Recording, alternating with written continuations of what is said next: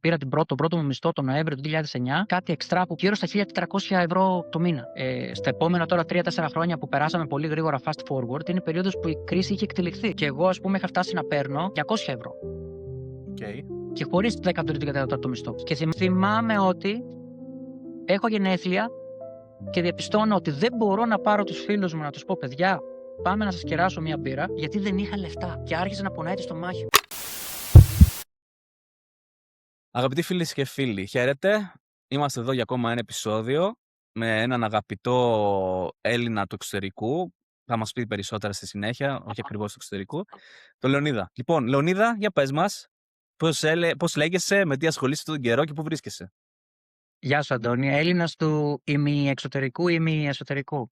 Είμαι ο Λεωνίδας Παλαιοδήμος, είμαι γιατρός παθολόγος, αναπληρωτής καθηγητής νοσοκομειακής ιατρικής στο Albert Einstein College of Medicine στη Νέα Υόρκη. Και πλέον περνάω, θα έλεγα, 9 μήνες το χρόνο στην Ελλάδα και συγκεκριμένα στην ιδιαίτερη πατρίδα μου στο Αγρίνιο, όπου στείνω ένα ιατρείο σιγά-σιγά. Και 3 μήνες το χρόνο στη Νέα Υόρκη. Ενδιαφέρουσα οπτική, θα μας πεις περισσότερα στη συνέχεια. Και σε ευχαριστώ πολύ.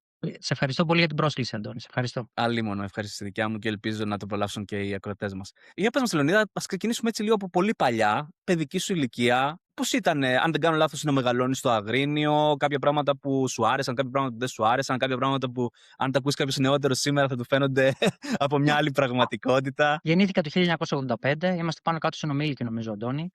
Και είχα τα κλασικά, δόξα τω Θεώ, είχα τα κλασικά παιδικά χρόνια της επαρχίας που με πάρα πολλούς συνομιλίκους μου έχω συζητήσει ότι είχαν και αυτοί. Δηλαδή ήταν ανέμελα χρόνια, πάρα πολύ παιχνίδι. Μεγάλωσα σε μια περιοχή που λέγεται Πανετόλιο, είναι μια κομμόπολη 5-10 λεπτά από το Αγρίνιο. Τότε είχε γύρω στις 4.000 κόσμο, τώρα έχει πέσει γύρω στις 3.000 κόσμο. Εν πάση περιπτώσει, αγροτική περιοχή στον Κάμπο. Είναι μια περιοχή που είναι μεταξύ της λίμνης Τριχονίδας, της λίμνης Λυσμαχίας και του Αγρινίου, πραγματικά κάμπος, αγροτική περιοχή, ειδικά εκείνη την εποχή με τα καπνά. Οπότε μεγαλώσαμε αυτή την εποχή που ακούμε καμιά φορά και λέμε χωρίς με τις πόρτες να είναι ανοιχτές και είναι πραγματικότητα. Για τους νεότερους που μας ακούνε, είναι πραγματικότητα. Δεν είναι ο μύθος των παλιότερων, είναι πραγματικότητα. Μεγάλωσε εκείνη την εποχή που οι πόρτες ήταν ανοιχτές, που ήμασταν ουσιαστικά παιδιά όλης της γειτονιάς. Γίναμε κυριολεκτικά χωρίς να χτυπάμε στο σπίτι, στο ισόγειο σπίτι του γείτονα. Πάρα πολύ παιχνίδι το καλοκαίρι και μετά το σχολείο. Ήταν εξαιρετικά παιδικά χρόνια. Διαμαντένια. Και σιγά σιγά μεγαλώνοντας έτσι εκεί στην εφηβεία, δεν ξέρω, αν δεν κάνω λάθος μπήκες στη ΣΑΣ, θα μας πεις περισσότερα. Πότε άρχισες σιγά σιγά έτσι να κατασταλάζεις στο που θα επικεντρωθείς και πότε πήρες δηλαδή την απόφαση και πήγες φουλολοταχώς με Πανελλήνιες και λοιπά για να τα καταφέρεις. Ναι, Αντώνη, εγώ ήμουνα από αυτούς οι οποίοι είναι πάρα πολύ καλοί στις εξετάσεις και στα τεστ. Οπότε δηλαδή μου τέριαζε πάρα πολύ το σύστημα του ελληνικού σχολείου. Ήμουνα πάντα ο καλύτερος μαθητής στην τάξη, ο πρώτος στα διαγωνίσματα, από την πρώτη δημοτικού. Θυμάμαι χαρακτηριστικά, θα κάνω μια παρένθεση για να σου πω αυτή την ιστορία, γιατί νομίζω ότι με σημάδεψε κοιτώντας προς τα πίσω, τότε δεν το είχα καταλάβει. Πήγαμε στο σχολείο στην πρώτη δημοτικού και την πρώτη, τη δεύτερη μέρα δεν θυμάμαι, ο δάσκαλος μας πήρε τα τετράδια και έγραψε εκείνες τις κλασικές γραμμές στην πρώτη σειρά του τετραδίου, που μετά εμείς έπρεπε να τις γράψουμε κάτω-κάτω, κάτι κάθετες γραμμές να τις αντιγράψουμε ουσιαστικά, πριν μπούμε στα γράμματα. Εγώ όμως δεν το καταλάβει, δεν είχα συγκεντρωθεί στο μάθημα, λογικό για παιδί πρώτη δημοτικού, και είχα πάει στο σπίτι. Δεν είχα καταλάβει ότι είχαμε εργασία για το σπίτι, ούτε καν ήξερα τι είναι εργασία για το σπίτι. Η μητέρα μου δούλευε πάρα πολύ, και ο πατέρας μου το ίδιο. Δεν είχαν ψάξει την τσάντα μου. Δεν είχαν ανοίξει την τσάντα για να βγάλουν το τετράδιο όπως κάνουμε σήμερα, που κοιτάμε το τετράδιο του παιδιού όταν έρχεται από το σχολείο. Οπότε δεν είχαμε καταλάβει καν ότι την επόμενη μέρα έχουμε να κάνουμε κάποια άσκηση. Οπότε πήγα την επόμενη μέρα και τα 15 παιδιά της τάξης ήμουνα ο μόνος που δεν είχε κάνει την άσκηση. Δεν είχα γράψει κάτω-κάτω στη σελίδα τις κάθετες γραμμούλες. Και τότε ένα δάσκαλός μου, τον οποίο τον ξέρω, τον βλέπω ακόμα και σήμερα, έχω κάποια επαφή ακόμα και σήμερα, ο οποίος πήρε το τετράδιο και το έδειξε σε όλη την τάξη και είπε σε όλη την τάξη: παιδιά, κοιτάξτε, ο Λεωνίδας δεν έκανε την άσκησή του, μην κάνετε σαν τον Λεωνίδα. Το οποίο βέβαια σήμερα μας ακούγεται τραγικό και κοιτώντας προς τα πίσω τον χρόνο, μάλλον είναι τραγικό. Εν πάση περιπτώσει όμως, σε μένα αυτό το πράγμα δεν λειτουργήσε αρνητικά, λειτουργήσε θετικά. Από τότε πείσμωσα. Ξαναλέω, αυτό το κατάλαβα κοιτώντας τον χρόνο προς τα πίσω. Τότε δεν μπορούσα να το επεξεργαστώ, αλλά πείσμωσα πολύ και νομίζω ότι και αυτό έπαιξε ρόλο στο να είμαι πάντα πολύ καλός μαθητής, πάντα μαθητής του Α, μετά του 10, μετά του 20 κτλ. Γιατί στο λέω αυτό? Στο λέω γιατί νομίζω η επιστημονική και επαγγελματική μου πορεία καθορίστηκε από αυτό, γιατί σε μεγάλο βαθμό τις αποφάσεις μου τις πήρα επειδή ήξερα ότι με πολλή δουλειά βέβαια και με σκληρή δουλειά θα έγραφα πολύ καλά στις εξετάσεις. Και στην εποχή τη δικιά μας, ίσως ακόμα και σήμερα, στην εποχή τη δικιά μας, ειδικά στην επαρχία ήταν πάρα πολύ σημαντικό οι καλοί μαθητές να πάνε να γίνουν γιατροί, δικηγόροι, μηχανικοί.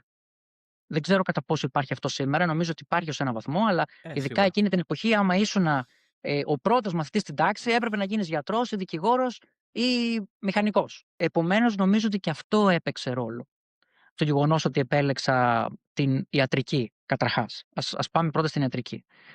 Κοιτώντας τον χρόνο προς τα πίσω, νομίζω και βλέποντας την πορεία μου αυτά τα 20 χρόνια, 22 που είμαι στον χώρο της ιατρικής, νομίζω ότι ήταν και το γεγονός ότι κάποιες πλευρές του χαρακτήρα μου ταιριάζουν με αυτή τη δουλειά. Δηλαδή, νιώθω ότι παίρνω μια ευχαρίστηση να νιώθω ότι βοηθάω τον συνάνθρωπό μου. Βλέπω κάποια χαρακτηριστικά στην προσωπικότητά μου, από τα οποία καταλαβαίνω ότι εκείνη η απόφασή μου δεν ήταν αυστηρά μια απόφαση ότι είσαι καλός μαθητής, θα γίνεις γιατρός. Ήταν μια απόφαση η οποία έστω υποσυνείδητα είχε λάβει υπόψη της πολλά χαρακτηριστικά του χαρακτήρα μου. Τώρα, γιατί στρατιωτικός γιατρός? Στρατιωτικός γιατρός γιατί εκείνη την εποχή στην Ελλάδα, δηλαδή τώρα πάω πίσω το 2001, 2002, 2003, αλλά και αρκετά αργότερα, μπορώ να πω και 10 χρόνια αργότερα, είχε πάρα πολύ μεγάλη αξία στην κοινωνία το να πάει κάποιος στη στρατιωτική σχολή, σε στρατιωτική σχολή αξιωματικών, να βολευτεί αυτό που λέμε, δηλαδή να βρει μια δουλειά και να εξασφαλίσει το μέλλον του. Εκείνη την εποχή τα πράγματα όντως οικονομικά και επαγγελματικά και από πλευράς ευκαιριών,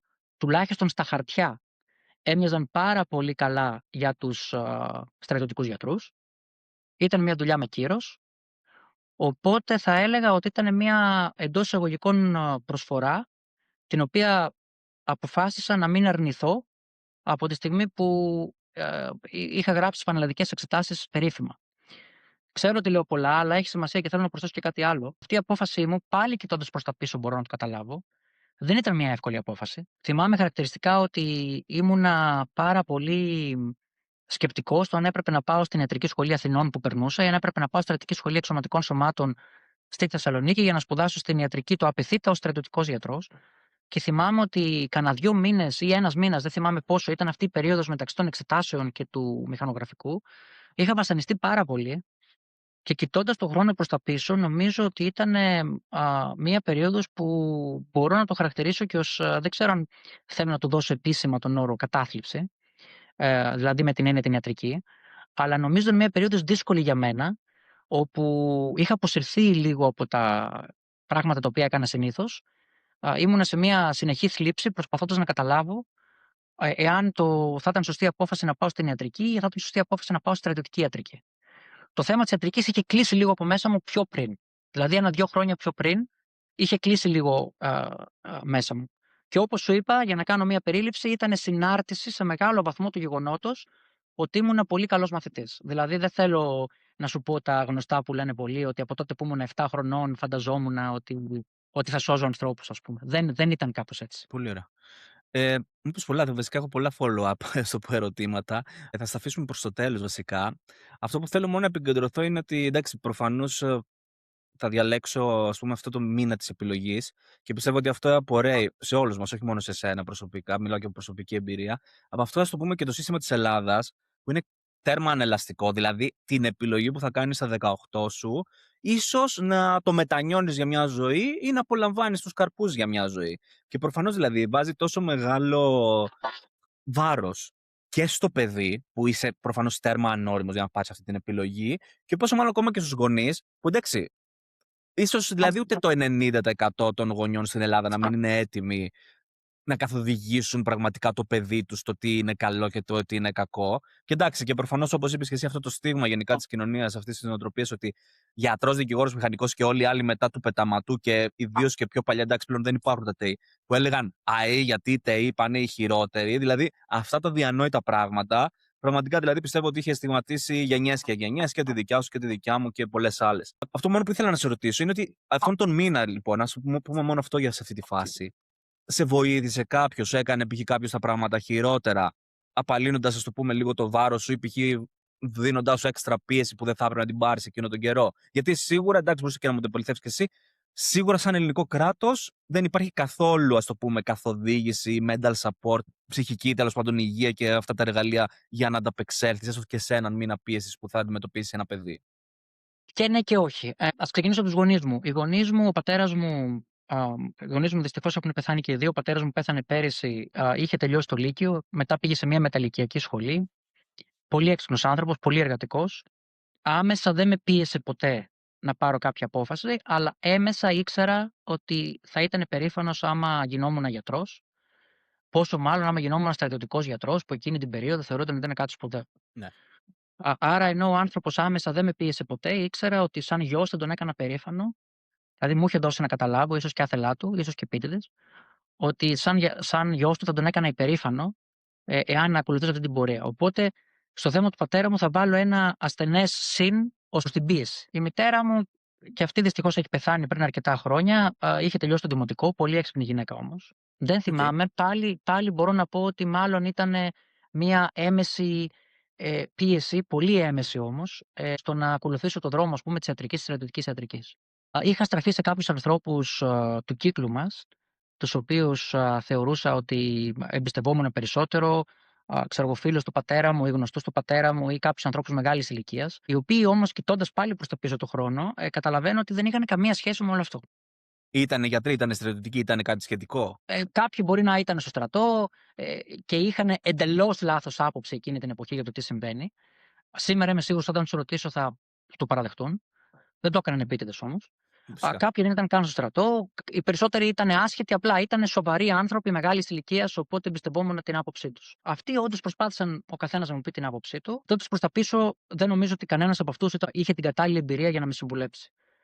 Σε γενικές γραμμές θα πω ότι το πέρασα μόνος μου και ψυχολογικά και σε πραγματικό επίπεδο. Να κάνω μια παρένθεση. Δεν θέλω να το παρουσιάσω ως κάτι φρικτό Ναι, ναι, ναι. κτλ. Δηλαδή μην δώσουμε αυτή την εντύπωση στους ακροατές μας. Σε καμία περίπτωση. Αλλά ναι, κοιτώντας πάλι προς τα πίσω, ενώ εκείνη τη στιγμή δεν το καταλάβαινα και αν με έβλεπε κανείς θα νόμιζε ότι είμαι ο εντός εισαγωγικών χαλαρός τύπος, ο οποίος είναι πολύ καλά προετοιμασμένος και πατάει καλά στα πόδια του.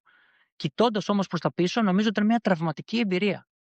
Και κάθε φορά το Μάιο, τον Ιούνιο που είναι πανελλαδικές εξετάσεις και ακούω για τις πανελλαδικές εξετάσεις στην τηλεόραση, θα το πω, δεν τρέπομαι να το πω. Μου έρχεται στο μυαλό το πόσο τραυματική ήταν αυτή η εμπειρία. Ναι, ναι, αλίμονο. Και φυσικά, εντάξει, εγώ θα το πω, μα πιστεύω ότι οποιοδήποτε από εμάς έχει δώσει Πανελλήνιες και έχει φτάσει σε αυτό το τέτοιο, όλοι σε καταλαβαίνουν. Δηλαδή, σίγουρα δεν νομίζω ότι θα το παρεξηγήσει κανείς ή κάτι τέτοιο. Όλοι δηλαδή το περάσαμε αυτό σε λιγότερο ή σε μεγαλύτερο βαθμό. Ωραία. Και συνεχίζουμε λοιπόν. Μπαίνει λοιπόν σε εσά. Επειδή εντάξει, εγώ προσωπικά και φαντάζομαι περισσότεροι δεν έχουμε ιδέα πώ είναι. Δηλαδή, μπαίνει σε εσά, πόσα χρόνια π.χ. πρέπει να κάτσει εκεί, ποιε είναι οι προποθέσει, δηλαδή, είσαι σαν φαντάρο, κάνει υπηρεσίε, σκοπέτα κλπ. Τα βράδια και το πρωί στη σχολή. Σπάσε μας αυτό το μύθο, άμα θες. Ναι.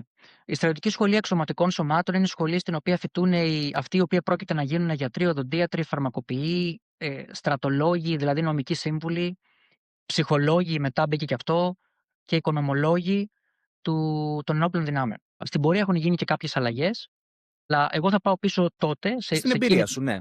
θα πάω πίσω σε εκείνη την εποχή, γιατί στην πορεία αλλάξανε κάποια πράγματα. Σε εκείνη την εποχή η σχολή ήταν 6 χρόνια για τους γιατρούς και ακόμα είναι 6 χρόνια. Απλά μετά από ένα σημείο, μετά τα 4 χρόνια, οι μαθητές της Στρατιωτικής Σχολής Αξιωματικών Σωμάτων, φοιτητές ιατρικής, μετά τα 4 χρόνια, δηλαδή στο 5ο και στο 6ο χρόνο, δεν χρειαζόταν να δίνουν ιδιαίτερη παρουσία στη σχολή, ενώ στα δικά μου χρόνια ήταν και τα 6 χρόνια υπήρχε παρουσία μέσα στη σχολή. Πρακτικά ένα στρατόπεδο, το οποίο είναι κοντά στην Πανεπιστημιούπολη του ΑΠΘ, γυτνιάζει, συγγνώμη, με το Πανεπιστήμιο του ΑΠΘ. Τα πρώτα χρόνια, θα έλεγα τα πρώτα 2 χρόνια μοιάζουν πολύ με στρατιωτική θητεία. Δηλαδή έχει κανονικά το πρωί εγερτήριο σε 6 ώρα το πρωί, έχει πρωινό, Κάθε μέρα. κάθε μέρα. Έχει τρέξιμο, δηλαδή άσκηση, προπόνηση πρωινή. Στις 7 η ώρα το πρωί είχε πρωινή αναφορά κανονικά. Οι 4 λόχοι κατέβαιναν για πρωινή αναφορά. Και μετά, 8 η ώρα, 9 η ώρα, φεύγαμε να πάμε στο πανεπιστήμιο. Υπήρχαν και υπηρεσίες. Τώρα δεν θυμάμαι αν είχαμε υπηρεσίες κάθε 3 ή κάθε 4 μέρες, αλλά στα πρώτα 3 χρόνια κάναμε σκοπιές. Στο πρώτο έτος περισσότερες, στο δεύτερο έτος λιγότερες, στο τρίτο έτος ακόμα λιγότερες. Στο τέταρτο έτος, αν θυμάμαι καλά, ή στο τρίτο, ξεκινούσαν άλλο είδος υπηρεσίες του τύπου περίπολο γύρω-γύρω στο στρατόπεδο.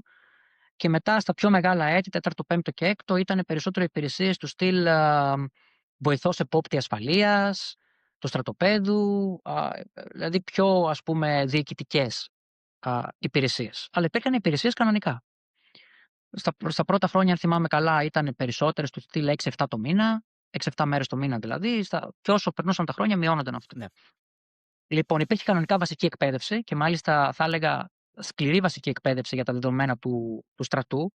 Ίσως όχι σκληρή βασική εκπαίδευση για τα δεδομένα των άλλων στρατιωτικών σχολών. Δηλαδή δεν ήμασταν Ευελπίδων, Καλά, ναι. έτσι, δεν ήμασταν Ικάρων, δεν ήμασταν ΣΜΗ, Ευελπίδων. αλλά σε σχέση με το γενικότερο στρατό είχαμε κανονικά σκληρή βασική εκπαίδευση.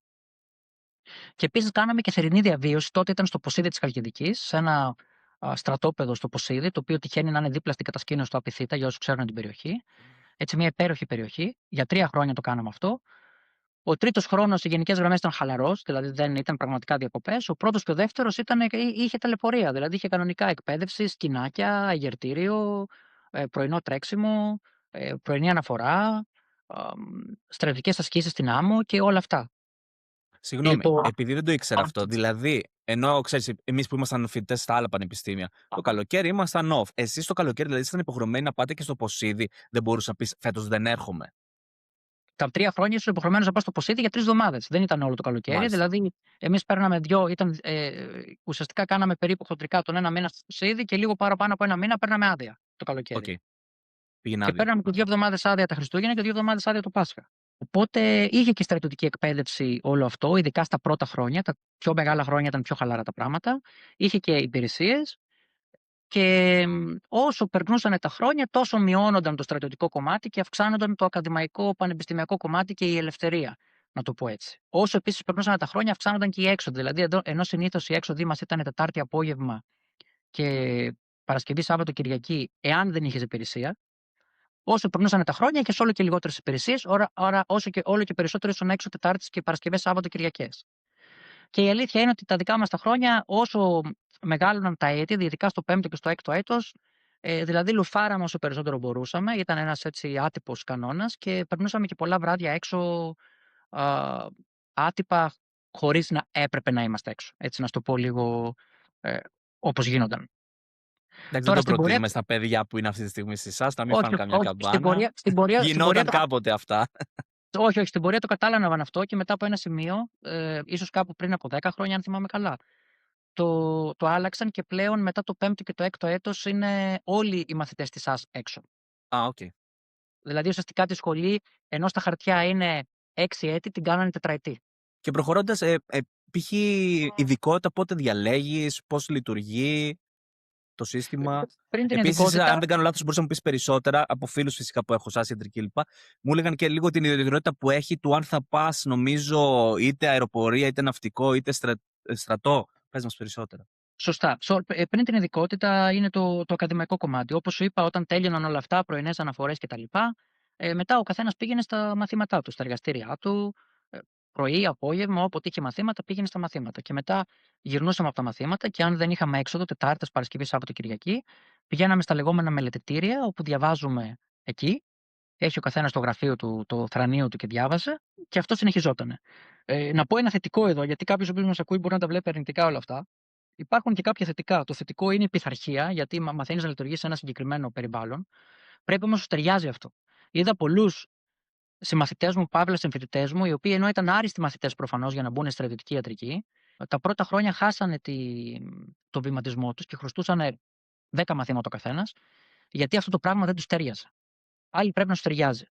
Και σε άλλους που τους ταιριάζε, εγώ μπορώ να πω ότι σε μένα περίπου μου ταιριάζε, τα πήγανε πολύ καλά. Δηλαδή, μάθαινες την πειθαρχία, μάθαινες να δουλεύεις σε ένα περιβάλλον πειθαρχίας. Αν και βέβαια η αλήθεια είναι ότι α, όσοι επιτυγχάνουν τις πανελλαδικές εξετάσεις με βαθμούς 19 και 20 έχουν κάποιο βαθμό πειθαρχία μέσα τους ούτως ή άλλως. Απλά την εκφράζει ο καθένας με τον δικό τρόπο. Και επίσης, έτσι ήρθαμε πολύ κοντά με πάρα πολλούς ανθρώπους. Ήμασταν η τάξη μου, εμένα μαζί με όλες τις ειδικότητες, δηλαδή γιατροί, οδοντίατροι, οικονομολόγοι κτλ. Ήμασταν πάνω από 100 άτομα.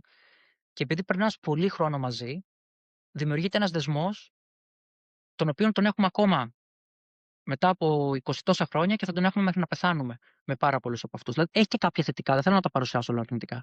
Στο 5ο έτος γίνεται η απόφαση για το πώς θα χωριστούμε στους διάφορους κλάδους των ενόπλων δυνάμεων. Και κάποιες χρονιές κάποιοι πάνε και στην αστυνομία. Και σπάνε και στο πυροσβεστικό σώμα. Λοιπόν, αυτό γίνεται το 5ο έτος και είναι ένα σύστημα, μεικτό σύστημα κλήρωσης και επετηρίδας. Δηλαδή, στο στρατό όλοι έχουν μια αρχαιότητα, όπως το λέμε. Δηλαδή, ακόμα και να είστε στην ίδια τάξη, κάποιο είναι εντός εισαγωγικών ανώτερος του άλλου. Okay. Με βάση, Αυτό με με ποια βάση, κριτήρια δηλαδή? με βάση τις επιδόσεις στα στρατιωτικά και στα ακαδημαϊκά πράγματα. Okay. Άρα είναι με Στο, βάση βαθμών, να το πούμε έτσι, ομά. στο στρατό δεν υπάρχει κανένας ο οποίος να είναι εντελώς ίσος με τον άλλο. Εννοείται, ναι. Έτσι, πάντα, ακόμα και οι άνθρωποι που έχουν τον ίδιο βαθμό και άνθρωποι οι οποίοι μπήκαν στο στρατό ακριβώς την ίδια μέρα, τα ίδια χρόνια υπηρεσία στον ίδιο βαθμό, πάντα ο ένας είναι πάνω από τον άλλον. Οπότε αυτό έβγαινε με βάση την επετηρίδα εντός εισαγωγικών αρχαιότητα, όπως το λέμε στο στρατό, και με βάση την κλήρωση. Είναι ένα πολύπλοκο σύστημα, το οποίο δεν ξέρω καν αν ισχύει μέχρι σήμερα, αλλά εν πάση περιπτώσει παίρνανε όλους τους γιατρούς, ας πούμε, 70 άτομα της μίας τάξης, και μετά γινόταν κλήρωση για το αν αυτοί θα χωριστούν σε πεντάδες, εξάδες ή εφτάδες, αν θυμάμαι καλά. Οπότε, αν χωριζόντουσαν σε πεντάδες, ο πρώτος διάλεγε. Μετά ο δεύτερος, μετά ο τρίτος, ο τέταρτος και ο πέμπτος έπαιρναν ό,τι περίσσευε. Και αν δεν κάνω λάθος, ήταν του στυλ ότι στην πεντάδα, π.χ. 3 θέσεις φέτος θα πάρουμε στο στρατό, μία στην αεροπορία, μία στο ναυτικό. Άρα ο πρώτος έπαιρνε την αεροπορία, μετά π.χ. ο δεύτερος μπορεί να παίρνει το ναυτικό και οι άλλοι 3 πήγαιναν στο στρατό. Και μετά ο έκτος ξαναδιάλεγε ό,τι ήθελε. Μπράβο, το κατάλαβες τέλεια. Λοιπόν, οπότε η κλήρωση ήταν στο αν θα σου βγει πεντάδα, εξάδα ή εφτάδα, το οποίο έπαιζε ρόλο στο ποια θα είναι η θέση σου τελικά. Ας πούμε, αν ήσουν η θέση 16, ήθελες πεντάδες, ας πούμε. Φυσικά. Δεν ήθελες εξάδας.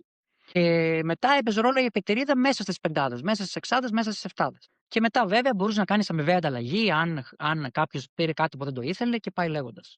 Υπήρχαν και αμοιβαίες ανταλλαγές, οκ. Υπήρχαν και αμοιβαίες ανταλλαγές. Εγώ, ας πούμε, με αμοιβαία ανταλλαγή κατέληξα στην πολεμική αεροπορία που ήταν η επιλογή μου. Εγώ ήμουνα πέμπτος, αν θυμάμαι καλά, και έπεσαν πεντάδες. Τώρα μπορεί να κάνω λάθος, πέρασαν πολλά χρόνια, αλλά θυμάμαι ότι μου έκατσε το ναυτικό ενώ δεν το ήθελα, αλλά επειδή το ναυτικό το θέλανε πολύ, μπόρεσα και το έκανα ανταλλαγή και πήγα στην πολεμική αεροπορία.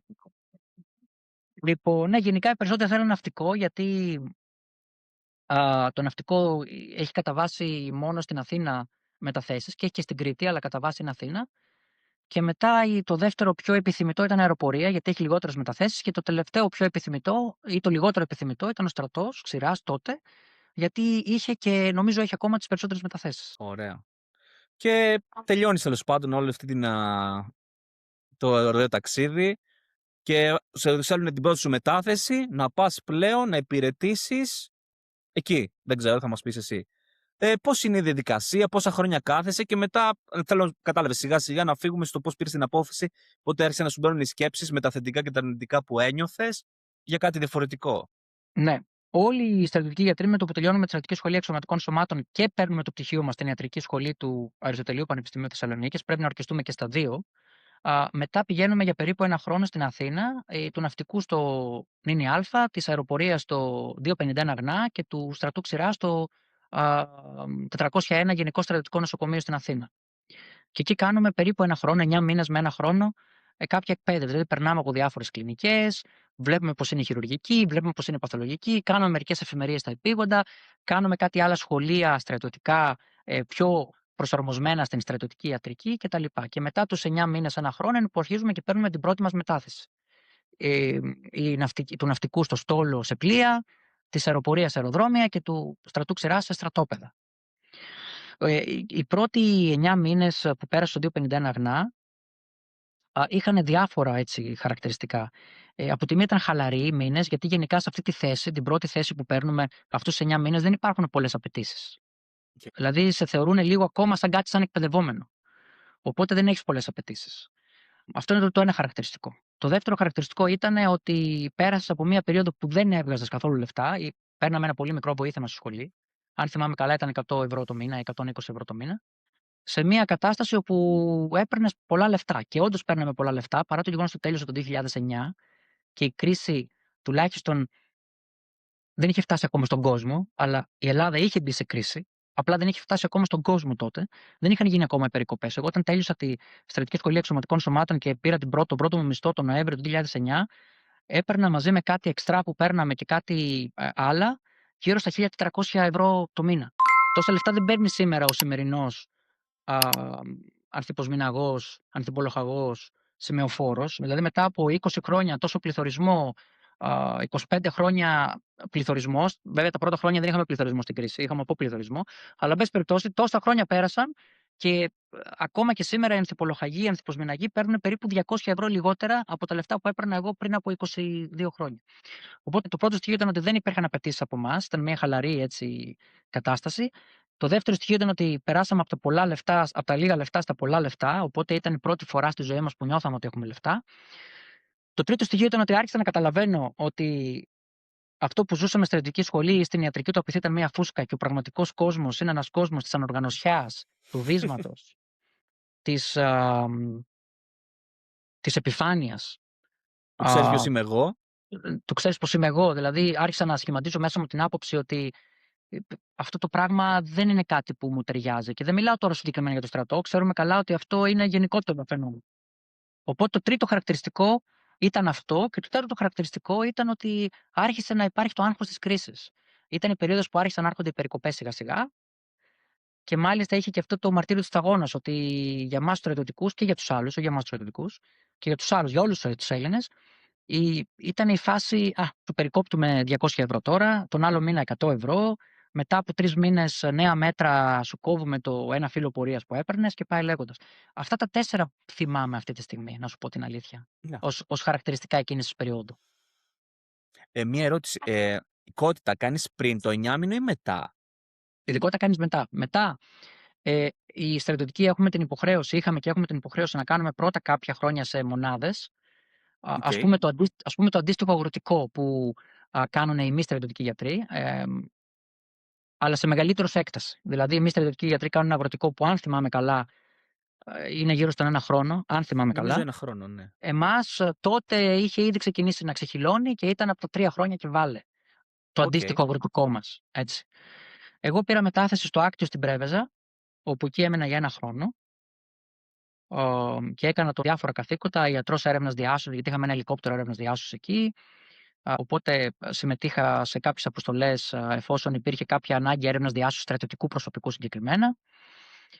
Και υπηρεσίες γενικής ιατρικής στο στρατόπεδο και τέτοια καθήκοντα. Εν πάση περιπτώσει, γιατρός του στρατοπέδου. Και μετά από 1 χρόνο πήρα μετάθεση στην 112 πτέρυγας μάχης στην Ελευσίνα, που είναι, θα έλεγα, η μεγαλύτερη μονάδα της πολεμικής αεροπορίας, το μεγαλύτερο στρατιωτικό αεροδρόμιο της πολεμικής αεροπορίας. Δεν είναι μια μονάδα, είναι πάρα πολλές μονάδες μέσα εκεί. Σε μία, αλλά έχει ένα ιατρείο, οπότε εμείς καλύπταμε όλο το στρατιωτικό αεροδρόμιο και ήμασταν και πάρα πολλοί γιατροί. Εκεί έμενα γύρω στον 1,5 χρόνο. Πάλι τα καθήκοντά μου ήταν ιατρός έρευνας διάσωσης στα ελικόπτερα, τα Super Puma, σε περίπτωση που υπήρχε ανάγκη έρευνας διάσωσης και γιατρός του προσωπικού. Μετά από 1,5 χρόνο στην Ελευσίνα πήρα μετάθεση για τον ΕΔΛΟ ΠΔΧ, που είναι μια διακλαδική μονάδα του ΓΕΘΑ στο Χαϊδάρι. Είναι μέσα στο στρατόπεδο των διαβιβάσεων, αλλά δεν ανήκει στις διαβιβάσεις. Είναι μια ξεχωριστή μονάδα η οποία ασχολείται με την άμυνα σε περίπτωση πυρηνικού, βιολογικού, χημικού πολέμου. Είναι μια μονάδα της δύναμης Δέλτα του ΓΕΘΑ, η οποία είναι, ας πούμε, άμεση ετοιμότητα σε περίπτωση που γίνει κάποιο τέτοιο περιστατικό. Κυρίως θα κινητοποιηθεί σε περίπτωση ατυχήματος. Χτυπήσει ένα αεροπλάνο, οπότε Ναι, ναι. περίεργα χημικά θα απελευθερωθούν, δηλαδή σε τέτοιες καταστάσεις. Να χτυπήσω ξύλο. Και έμεινα άλλα 2 χρόνια. Και από εκεί παραιτήθηκα και έφυγα στην Αμερική. Δηλαδή, εγώ στην Ελλάδα δεν έκανα καθόλου ειδικότητα. Δεν την έκανες στην Ελλάδα. Δεν έκανα καθόλου ειδικότητα ως εν ενεργεία στρατιωτικός. Υπό νορμάλ συνθήκες πότε θα πρέπει να την κάνεις? Υπό νορμάλ συνθήκες εκείνη την εποχή μπορώ να πω ότι μετά το πέρας του 3ου χρόνου μονάδας. Θα μπορούσες Δηλαδή, να πεις σηκώνω το χέρι, διάλεξα, θέλω να πάω εκεί? θα σου πω σε λίγο πώς διαλέγουμε, αλλά μπορώ να σου πω ότι μετά τον 3ο χρόνο μονάδας, δηλαδή του 4ο χρόνο μετά την αποφοίτηση, είναι η περίοδος που οι περισσότεροι εκείνη την περίοδο ξεκινούσαν ειδικότητα. Δηλαδή στα 4 χρόνια μετά την αποφοίτηση. Τώρα, ειδικότητα στην αεροπορία, όπως και στους υπόλοιπους κλάδους, εκείνη την εποχή, και δεν νομίζω να έχει αλλάξει κάτι, απονέμονταν με βάση τις ανάγκες υπηρεσίας. Δηλαδή, η υπηρεσία έλεγε ότι εγώ για αυτή τη χρονιά έχω ανάγκη για 3 παθολόγους, 3 γενικούς χειρουργούς, έναν οριλά, έναν δερματολόγο, έναν ενδοκρινολόγο και πάει λέγοντας. Και μετά θέτεις υποψηφιότητα και αν υπάρχουν περισσότεροι του ενός για μία θέση, υπάρχουν εξετάσεις. Εξετάσεις υπάρχουν ούτως ή άλλως, αλλά είναι τυπικές εφόσον είναι ένας για μία θέση. Πάλι πρέπει να περάσεις μία βάση. Έτσι. Τι γίνεται τώρα. Πάλι οι θέσεις βγαίνουν κατά κύριο λόγο με βάση το βίσμα, με βάση την. Αυτή είναι η πραγματικότητα. Τώρα, συγγνώμη για τους ακροατές αν ακούγεται ας πούμε, έτσι, απότομο, αλλά αυτή είναι η πραγματικότητα. Οι ειδικότητες βγαίνανε πάλι με βάση το βίσμα, πολιτικοί, βουλευτές, υπουργοί και ό,τι άλλο μπορείς να φανταστείς. Έπαιρναν τηλέφωνα και για τις μεταθέσεις και για τις ειδικότητες και για τα πάντα. Καλά, όσοι έχουμε πάει στρατό τώρα έχουμε δει να παίρνουν τηλέφωνο για το ποιο θα κάτσει μέσα Σάββατο βράδυ, πόσο μάλλον ποιο θα κάτσει μέσα Χριστούγεννα βράδυ. Τώρα για να πάρει ειδικότητα που αλλάζει όλη τη ζωή, φαντάζομαι θα γινόταν μάχη. Και ήταν κάτι που εγώ αυτό το πράγμα δεν μπορούσα να το δεχτώ.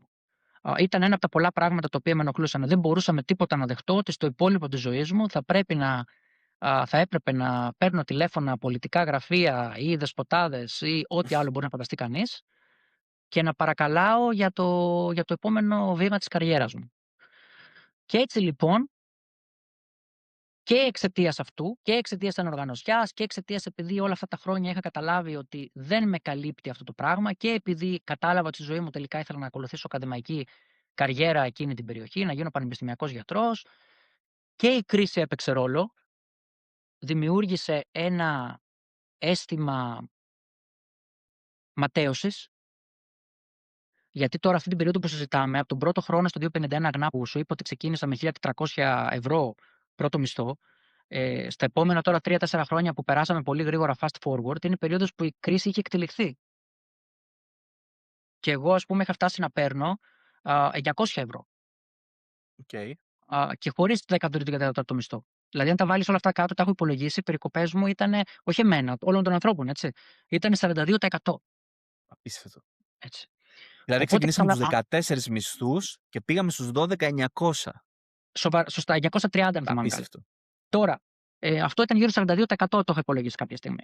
Μαζί με κάτι φύλλα πορείας που παίρναμε κτλ. Τώρα, όπως καταλαβαίνεις όμως, όταν είσαι στην Αθήνα με 900 ευρώ και πρέπει να νοικιάσεις σπίτι και έχεις ένα αμάξι, ένα παλιό αμάξι, δεν είχα τίποτα σπουδαίο κτλ., η κατάσταση είναι πολύ δύσκολη. Οπότε είχα βιώσει και εγώ αυτό το οποίο είχαν βιώσει και οι πολλοί άλλοι Έλληνες. Είχα βιώσει δηλαδή την κατάσταση αυτή όπου δεν έβγαινε ο μήνας. Και ένας λόγος που από τη μία προσπαθώ να δω τα θετικά. Από τη μία νιώθω το θετικό ήταν ότι κατάλαβα πώς είναι να μην βγαίνει ο μήνας. Όχι ότι μεγάλωσε πλούσια οικογένεια, αλλά μεγάλωσε σε μια οικογένεια. Οι γονείς μου ξεκίνησαν από πολύ χαμηλά. Η μάνα μου ξεκίνησε αγαζότρια, ο πατέρας μου ξεκίνησε σαν αποθηκάριος, αλλά ήταν μια περίοδος δεκαετία του 80, δεκαετία του 90. Τα πράγματα πηγαίνανε πολύ καλά. Οι γονείς μου δουλεύανε πολύ, κάνανε μια βιοτεχνία και ζήσαμε μια ζωή άνετη. Δηλαδή τα λεφτά δεν μου λείψανε ποτέ. Γιατί εντάξει, τώρα όσοι είναι και λίγο μεγαλύτεροι και μας ακούνε, μπορούμε απλά να πούμε εν ολίγης, ιδίως τώρα με 2 μισθούς στο σπίτι που μου λες εσύ, δεκαετία του 90, και ζούσες αξιοπρεπέστατα και μεγάλωνες και παιδί και αγόραζες και σπίτι. Αυτή τη στιγμή που μιλάμε, με 2 μισθούς στο σπίτι και πάνω από το μέσο όρο, εγώ θα σου πω, δύσκολα είσαι για παιδιά και αν είσαι στο ενίκιο δεν θα αγοράσεις σπίτι ποτέ. Μπράβο. Καλά τα λες και μπορούμε να την κάνουμε αυτή τη συζήτηση άμα θες και όποτε θες. Αλλά αυτό που θέλω να σου πω είναι ότι εγώ, όπως και νομίζω στους περισσότερους ανθρώπους ηλικίας μου, δεν μας λείψανε τα λεφτά, δεν ήμασταν πλούσιοι, αλλά δεν μας λείψανε τα λεφτά μέχρι την κρίση. Αλλά τότε ήταν πραγματικά που ένιωσα πώς είναι να μην βγαίνει ο μήνας. Δηλαδή να πηγαίνεις στο σούπερ μάρκετ και να λες αυτό δεν μπορώ να το πάρω. Να έχω γενέθλια. Θυμάμαι σαν τώρα χαρακτηριστικά, είμαι στο σπίτι στο Εγάλεο, φίλου μου που μετέπειτα με πάντρεψε κιόλας και με βάφτισε το μεγάλο μου γιο και ήμουν στον καναπέ. Για κάποιο λόγο με φιλοξενούσε, δεν θυμάμαι γιατί. Μπορεί να ήταν μεταξύ με κάποιας μετάθεσης. Και θυμάμαι να έχω γενέθλια, να είναι 22 Οκτωβρίου, και οι φίλοι μου στην Αθήνα τώρα δεν θυμόνται ποτέ έχω γενέθλια εγώ. Οι παιδικοί μου φίλοι που κάναμε μαζί γενέθλια στα τα παιδικά πάρτι ακόμα τα θυμούνται και εγώ θυμάμαι τα δικά τους.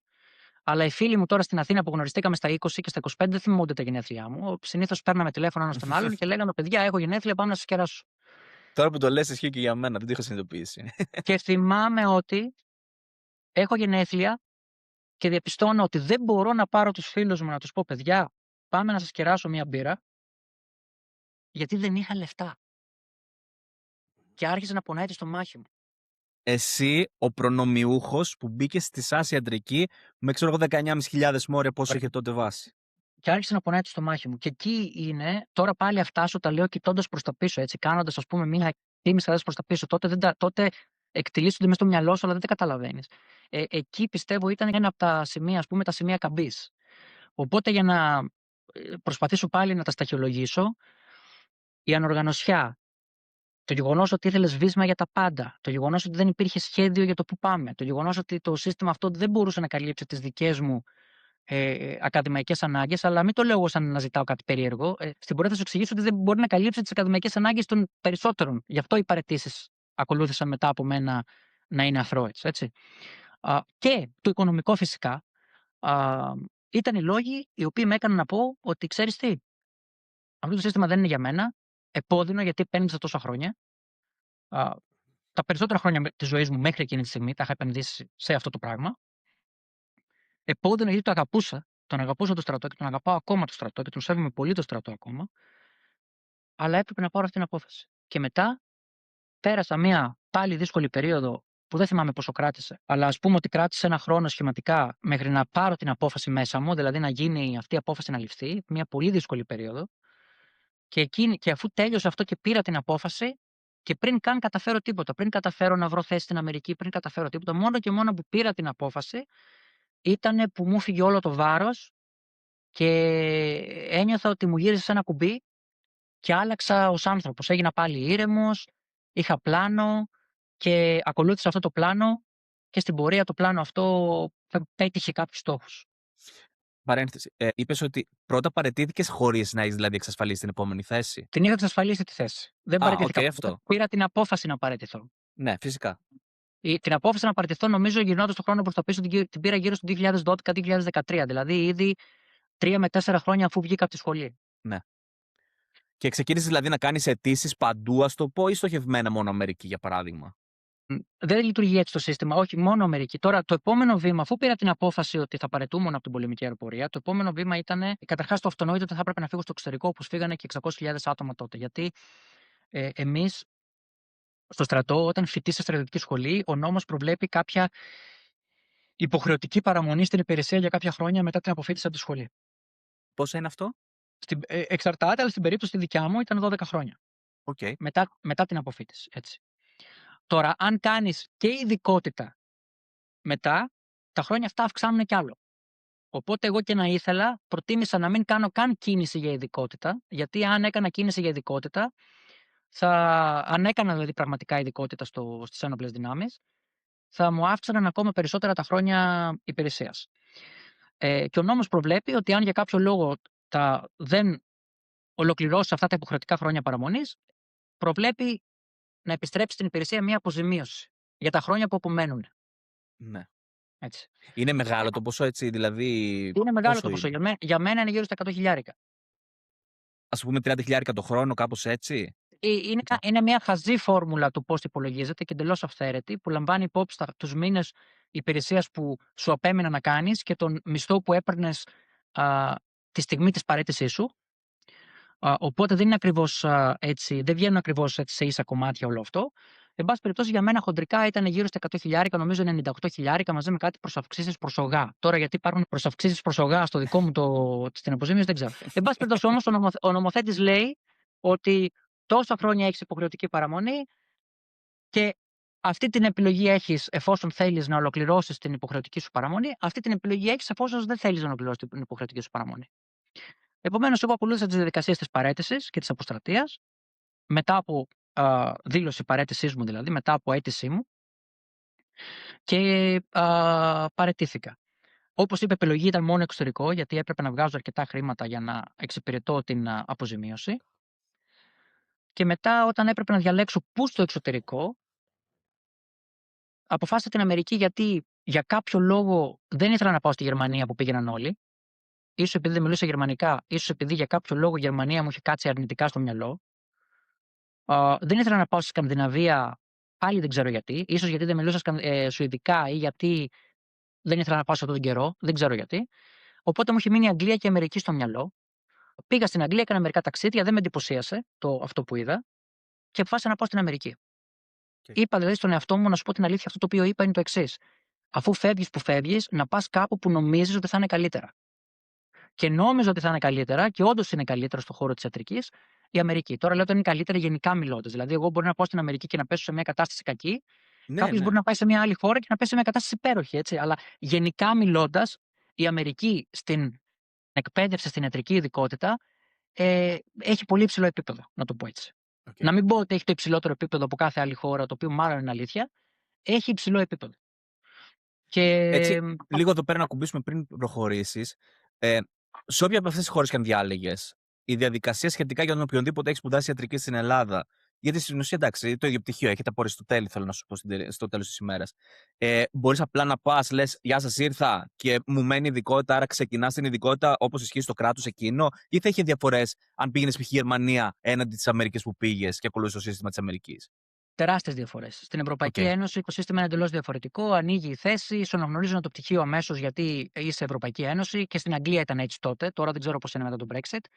Σου αναγνωρίζουν το πτυχίο σου κατευθείαν, ανοίγει η θέση, πας και κάνει συνέντευξη. Έτσι είναι σε γενικές γραμμές στην Ευρώπη. Λέω σε γενικές γραμμές γιατί κάθε χώρα έχει τα δικά της κόλπα.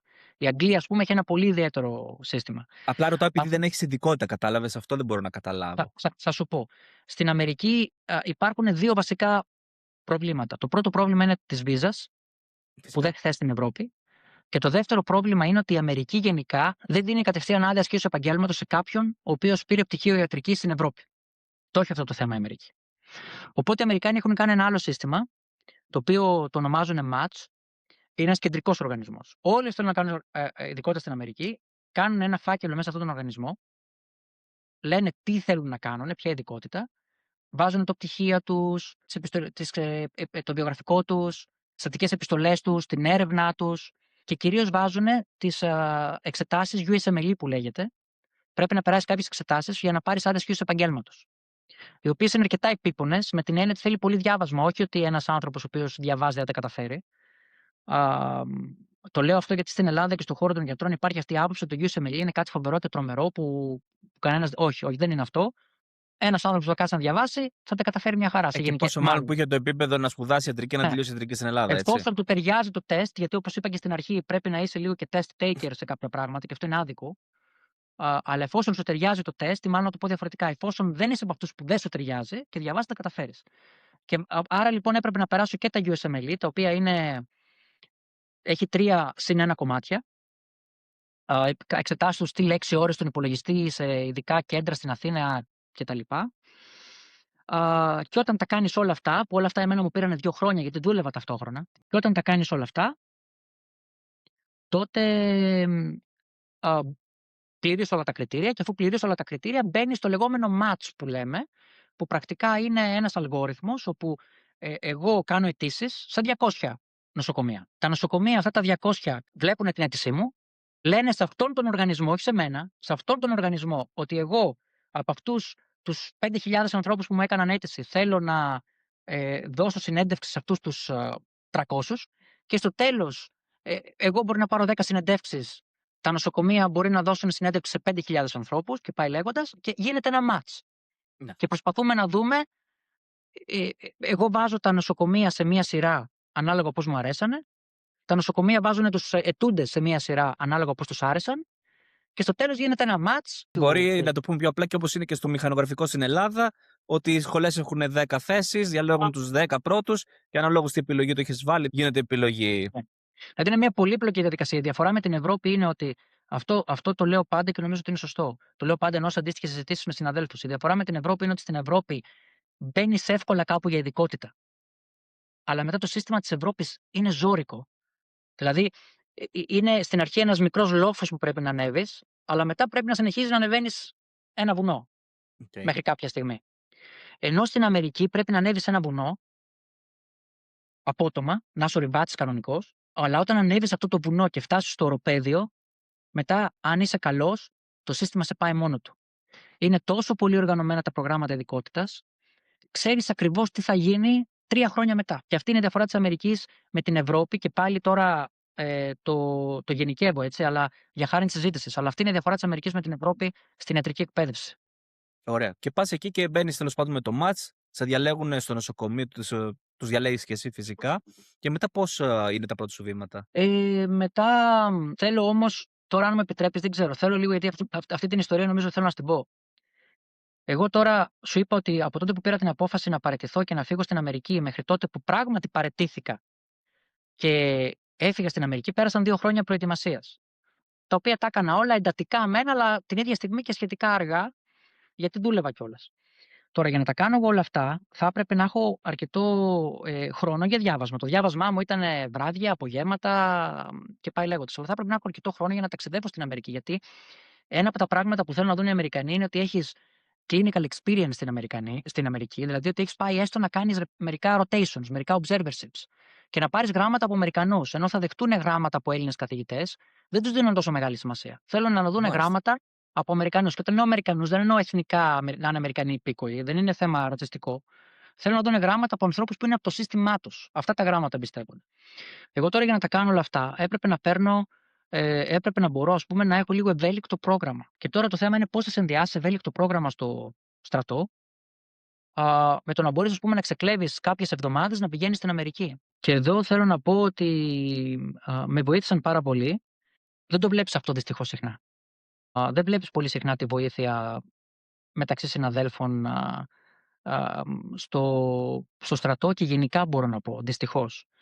Αλλά εδώ με βοήθησαν πάρα πολύ κάποιοι άνθρωποι. Ένας ήταν ο Αντώνης ο Σχοινάς, ο νεφρολόγος, ο οποίος ήταν στον Ευλόπη Δυχείο, προϊστάμενός μου, ο οποίος ήμουν ακόμα εν ενεργεία. Δεν ξέρω αν θέλει να το πω αυτό, αλλά θα το πω γιατί και πάντα το λέω και στον ίδιο.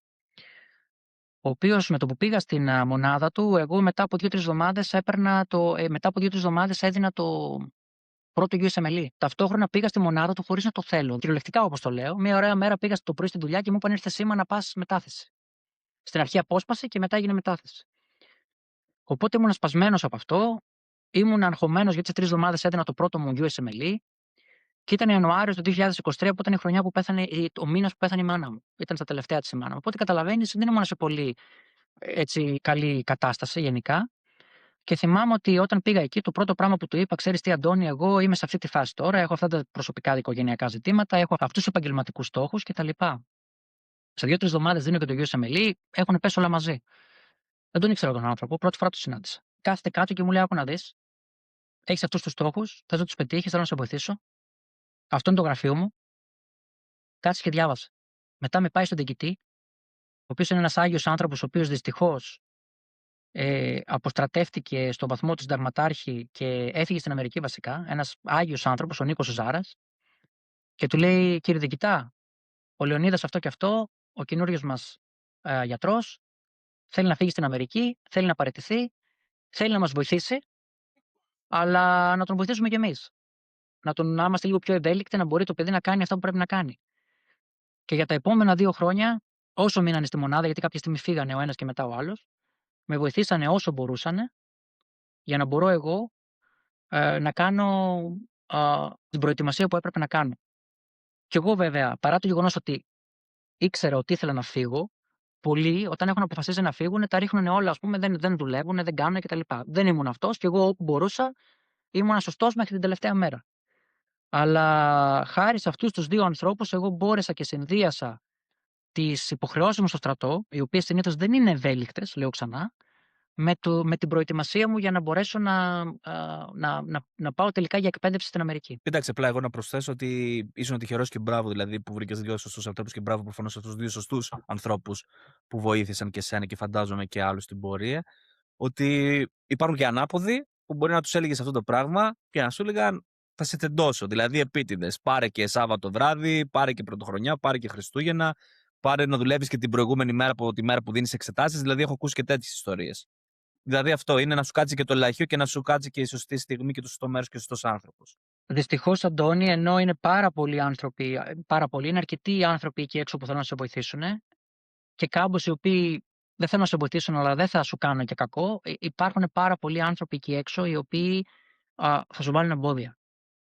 Χωρίς κανένα λόγο.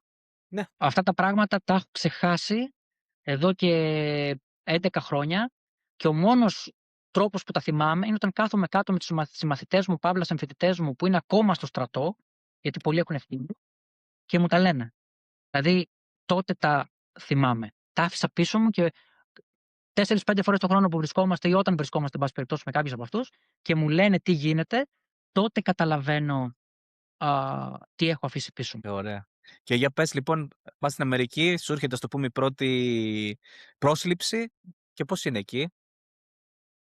Πήγα στην Αμερική, έτσι με δεχτήκανε στη δεύτερη επιλογή μου που ήταν το Jacobi Medical Center, ένα δημόσιο νοσοκομείο του Bronx, στο οποίο δουλεύω και τώρα. Έκανα την ειδικότητά μου εδώ, έφυγα για ένα διάστημα, δούλεψα κάπου αλλού και ξαναγύρισα σαν επιμελητής. Πολύ καλό πρόγραμμα, πάρα πολύ οργανωμένο, 100 πλάς ειδικευόμενοι γιατροί, τεράστιο πρόγραμμα δηλαδή. Για τα ελληνικά δεδομένα, υπερτεράστιο. Δηλαδή στην Ελλάδα τα προγράμματα ειδικότητας θεωρούνται μεγάλα, αλλά έχουν 10 ειδικευόμενους, ας πούμε. Εμείς είμαστε 100 πλάς. Με πολλή εμπειρία, δηλαδή ένα πρόγραμμα ειδικότητας δεκαετιών και με πάρα πολλούς ξένους. Σταθερά παίρνει 2 Έλληνες το χρόνο, από τους 30 πλάς 2 είναι Έλληνες. Πάρα πολλούς ανθρώπους από την Λατινική Αμερική, την Ασία, Κίνα, Ινδία, κλασικά, Πακιστάν, κάποιους από την Αφρική, κάποιους από την Ευρώπη, ειδικά Ιταλία, κάμια φορά και Τουρκία, Αζερμπαϊτζάν. Κάποια στιγμή τους είχα μετρήσει, είχαμε ειδικευόμενους από 37 διαφορετικές χώρες. Και κάποιους Αμερικανούς. Γιατί το λέω αυτό? Γιατί το περιβάλλον είναι υποστηρικτικό εξ αρχής. Είναι άλλο αν πας σε μια ξένη χώρα, τα ξέρεις κι εσύ, και είσαι σε ένα περιβάλλον όπου είσαι ο μόνος ξένος, και είναι άλλο αν πας σε μια ξένη χώρα και είσαι σε ένα περιβάλλον όπου στο πρόγραμμα ειδικότητά σου ένα πολύ μεγάλο ποσοστό των 100 πλάσι ειδικευόμενων είναι ξένοι. Δεν έχω νιώσει ξένος ποτέ.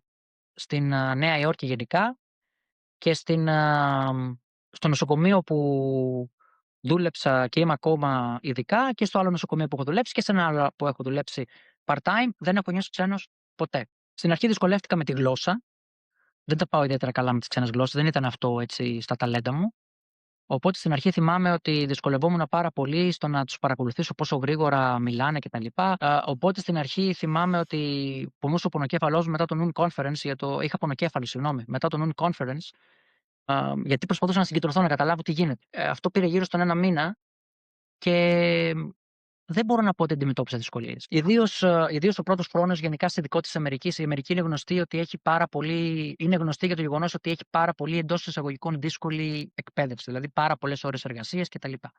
Κάποια από αυτά τα πράγματα είναι αλήθεια, πολλά από αυτά δεν είναι. Εν πάση περιπτώσει, σίγουρα είναι απαιτητικό το πρόγραμμα. Ο πρώτος χρόνος ήταν πάρα πολύ δύσκολος. Τώρα, ειδικά όταν κάναμε εκπαίδευση στον όροφο που λέμε, δηλαδή σε νοσηλευόμενους ασθενείς, που το κάναμε πάρα πολλούς μήνες το χρόνο, δουλεύαμε 6 μέρες την εβδομάδα με ένα ρεπό και 10 ώρες, 12 ώρες, 13 ώρες τη μέρα. Δηλαδή βάζαμε εβδομάδες 70 και 80 ωρών. Εν πάση περιπτώσει, το σύστημα ήταν πάρα πολύ υποστηρικτικό από την αρχή. Είναι μαθημένοι σε ξένους εκπαιδευόμενους. Το πρόγραμμα, όχι μόνο αυτό, γενικά τα προγράμματα ειδικότητα στην Αμερική είναι πάρα πολύ καλά δομημένα. Δηλαδή είναι αυτό που σου έλεγα, ότι στην Αμερική ανεβαίνει στο βουνό και με το που φτάσει στο οροπέδιο, μετά τα πράγματα κυλάνε μόνα τους. Δεν μπορώ να σου πω ότι έχω δυσκολευτεί στην Αμερική. Μικροδυσκολίες υπάρχουν, αλλά δεν έχω δυσκολευτεί γενικά στη ζωή μου καθόλου. Είναι η ζωή έτσι φτιαγμένη, το σύστημα έτσι φτιαγμένο, ώστε να σου κάνει τη ζωή εύκολη, να μην την κάνει δύσκολη. Απλά μία ερώτηση. Η διαδικασία, ας πούμε, με την χαρτούρα, έτσι, να βρεις σπίτι κλπ. Υπάρχει κάποια βοήθεια από το νοσοκομείο που σε προσλαμβάνει ή πρέπει να τα κάνεις όλα μόνος σου? Καλή ερώτηση, γιατί εδώ μπορείς να πεις ότι εδώ υπάρχει ένα πρόβλημα. Λοιπόν, το νοσοκομείο τι γίνεται? Το νοσοκομείο, όντως, όταν το πρόγραμμα, οι γραμματέες του προγράμματος, όταν τις στέλνεις ότι να σε βοηθήσουν να βρεις ένα σπίτι, όντως σου στέλνει μια λίστα με διάφορα σπίτια στην περιοχή. Γιατί εντάξει, οι ειδικευόμενοι σε γενικές γραμμές μένουν σε συγκεκριμένες πολυκατοικίες γύρω-γύρω. Υπάρχει αυτή η εντός εισαγωγικών βοήθεια. Αλλά ουσιαστική βοήθεια δεν υπάρχει για να βρεις σπίτι. Το σπίτι πρέπει να το βρεις μόνος σου. Και εδώ τώρα ξεκινάει το πρόβλημα στην Αμερική. Ποιο είναι το πρόβλημα? Το πρόβλημα είναι ότι στην Αμερική πρέπει να έχεις γενικά, αν δεν έχεις credit score, όπως το λένε, η ζωή σου είναι δύσκολη. Δηλαδή πιστοληπτικό score, ας πούμε. Το οποίο όμως credit score πώς το κτίζεις? Το credit score το κτίζεις αν έχεις ήδη πιστωτικές ή αν έχεις δάνεια και τα πληρώνεις κανονικά. Όμως όταν έρχεσαι τώρα στην Αμερική για πρώτη φορά, δεν έχεις πιστωτικές, άρα δεν έχεις credit score. Άρα είναι αρκετά δύσκολο να βρεις σπιτελικοκύρη. Υπάρχει τρόπος π.χ. να πάρεις μια συστατική από τον εργοδότη σου και να πει ότι τον συστήνω και να μετρήσει υπέρ σου, ή είναι μόνο στο credit score? Ευελιξία υπάρχει, αλλά Θέλω να πω γενικά, αν μπορούμε να πούμε ένα κολπάκι που θα βοηθήσουμε κάποιον που θα έψαχνε π.χ. αύριο σπίτι Αμερική. Από αυτήν την άποψη. γενικά, ο γενικός κανόνας είναι ότι χάνεις πάρα πολλές περιπτώσεις, γιατί κάποιοι είναι ανελαστικοί και δεν θα δεχτούν με τίποτα οτιδήποτε άλλο, εκτός αν βεβαιωθούν ότι έχεις credit score καλό κτλ. Αλλά υπάρχουν και άλλοι τόσοι πάρα πολλοί, οι οποίοι είναι πιο ευέλικτοι. Δηλαδή μπορούν να σου πούνε, ξέρεις τι, γιατρός είσαι ή σε φαίνεσαι σοβαρός άνθρωπος, δώσ' μου 3 μήνες μπροστά για να νιώσω κι εγώ μια ασφάλεια, και όταν στο μέλλον αποκτήσεις credit score, έλα να τα ισοφαρίσουμε. Και κάπως έτσι μπόρεσα και βρήκα εγώ Ωραία. σπίτι. Το οποίο όμως δεν θέλω πάλι να σου πω μια έτσι πολύ ωραία ιστορία, νομίζω. Η ημέρα που εγώ έφυγα από την Ελλάδα, εντάξει, από το 2013 άρχισα να ταξιδεύω στην Αμερική μέχρι το 2015, που ήταν η περίοδος που σου είπα ότι προετοιμαζόμουν. Αλλά το 2015 είναι που έφυγα κανονικά στις 27 Ιουνίου, αν θυμάμαι καλά, για να ξεκινήσω 1 Ιουλίου, ειδικότητα. Ήταν η μέρα που επιβλήθηκαν τα capital controls στην Ελλάδα. Τα ξημερώματα που εμένα ο φίλος μου, ο Δημήτρης ο Καραμάνης, με πήγαινε στο αεροδρόμιο για να πετάξω, βλέπαμε τον κόσμο που είχε ήδη μάθει για τα capital controls και έβγαινε στα ATMs. Οπότε, όντως, τη μέρα που κλείσανε οι τράπεζες, εγώ πετούσα για την πρώτη μου κανονική δουλειά στην Αμερική. Τώρα, γιατί στο λέω αυτό? Στο λέω αυτό γιατί ενώ θα έπρεπε να έχω πάρει χαμπάρι, δεν είχα πάρει χαμπάρι και δεν είχα πολλά μετρητά μαζί μου. Δηλαδή, είχα πάει, μπορεί να είχα μαζί μου 500 ευρώ. Και είχα πάρει μαζί μου τις κάρτες μου. Είχες προλάβει να πληρώσεις π.χ. το σπίτι? Όχι. Γνωρίζοντας ότι μπορώ από την Αμερική να βγάζω όσα χρήματα θέλω, όπως είχα κάνει σε διάφορες επισκέψεις μου. Η συμφωνία μου με το σπίτι ήταν ότι θα πάω εκεί και θα δώσω, δεν θυμάμαι τώρα, στον Βίκτορ, ένας Ρουμάνος καταπληκτικός τύπος, κρατάμε επαφή ακόμα. Ρουμάνος, ας πούμε, επιστάτης της πολυκατοικίας, καταπληκτικός άνθρωπος. Θυμάμαι ότι ο Βίκτορ μου είχε πει: μην ανησυχείς, έλα εσύ εδώ και θα μου δώσεις τόσα λεφτά και θα το φτιάξουμε. Να είναι καλά ο άνθρωπος. Έλα όμως που εγώ δεν τα είχα αυτά τα λεφτά, γιατί δεν μπορούσα να τα βγάλω. Και δόξα τω Θεώ, βρέθηκε ένας συνάδελφος επίσης στρατιωτικός γιατρός, ο οποίος είχε παραιτηθεί, ο οποίος σήμερα είναι ο διευθυντής του Spine Surgery του Mount Sinai, ο Κώστας Μαριέτης, ο οποίος είναι Λαρισαίος κιόλας όπως εσύ. Να είναι καλά ο άνθρωπος, τον οποίο δεν τον ήξερα και πολύ καλά, να σου πω την αλήθεια, αλλά είχαμε μια επαφή, μια καλή σχέση. Και τον πήρα τηλέφωνο και του λέω: εσύ Κώστα, την έχω πατήσει με τα capital controls. Χρειάζομαι οπωσδήποτε 3 μηνιάτικα. Αν θυμάμαι καλά, τότε ήταν 1.500 ευρώ ο μήνας το ενίκιο. Ξέρω εγώ 4.500. Χρειάζομαι 4.500 δολάρια γιατί είναι καλός ο επιστάτης, αλλά ο επιστάτης δεν κάνει κουμάντο. Πρέπει ο σπιτονοικοκύρης να πάρει τα λεφτά. Και βρεθήκαμε με τον άνθρωπο και μου έδωσε μετρητά 4.500 και μπόρεσα και έκλεισα το σπίτι. Τα οποία μάλιστα δεν μπορούσα να το δώσω πίσω. Να είναι καλά ο άνθρωπος, δεν με πίεσε, ούτε καν ποτέ μου ανέφερε ότι τα θέλω πίσω μέχρι τότε. Ποτέ δεν μου τα είπε. Δηλαδή, μπορεί να με πήρε για κανένα χρόνο να το δώσω πίσω, γιατί έπρεπε να τα μαζέψω τα λεφτά στην Αμερική για να τα δώσω. Δεν μπορούσα να τα βγάλω από την κάρτα. Οπότε ναι, το σπίτι μπορείς να πεις ότι υπήρξε μια σχετική δυσκολία εκεί, η οποία βέβαια ξεπεράστηκε εύκολα. Τα 1.500 που με αναφέρεις τώρα υπάρχουν και σήμερα ή έχουν φάσει διπλασιαστεί? Δεν ξέρω κι εγώ τι. Σε αυτή την περιοχή που ήταν το πρώτο μου σπίτι δεν έχουν διπλασιαστεί, όχι. Τότε το πρώτο μου σπίτι ήταν κοντά στο νοσοκομείο, στο Bronx, σε μια όμως αξιοπρεπής γειτονιά του Bronx. Ο κόσμος ακούει Bronx και εγώ δηλαδή άκουγα Bronx και νόμιζα ότι είναι, ξέρεις, κάτι φοβερό και τρομερό. Και όντως κάποια κομμάτια του δεν είναι σε καλή κατάσταση. Αλλά μπορώ να σου πω, και το λέω συχνά αυτό στους ανθρώπους που ακούνε Bronx, ας πούμε, και μου λένε διάφορα, μπορώ να σου πω ότι το μεγαλύτερο μέρος του Bronx ή ένα μεγάλο μέρος του Bronx, να το πω έτσι, μην τα μετρήσω, αλλά ένα μεγάλο μέρος του Bronx είναι σε καλύτερη κατάσταση από τις πιο ακριβές γειτονιές της Ελλάδας. Έτσι. Δηλαδή καθαριότητα, το πώς είναι όλα τα πράγματα έτσι ζυγισμένα, στοιχισμένα που λέγαμε στο στρατό. Λοιπόν, κλείνει αυτή η παρένθεση. Στον Bronx, σε μια αξιοπρεπή. Και τελευταία ερώτηση, για πόσο μεγάλο σπίτι μιλάμε? Μιλάμε για ένα στούντιο έτσι να μένει ένας επαγγελματίας? Όχι. Εκείνο ήταν μεγάλο το σπίτι. Ήταν ένα άνετο διάρρη. Διάρρη κιόλας, ωραία. Ήταν ένα άνετο διάρρη, πολύ μεγάλο σπίτι, 1.500 εκείνη την εποχή. Τώρα τελευταία κάποιος, γιατί συνεχίζουν και μένουν δικαιωμένοι μας σε αυτό το. Οπότε έχω μια επαφή.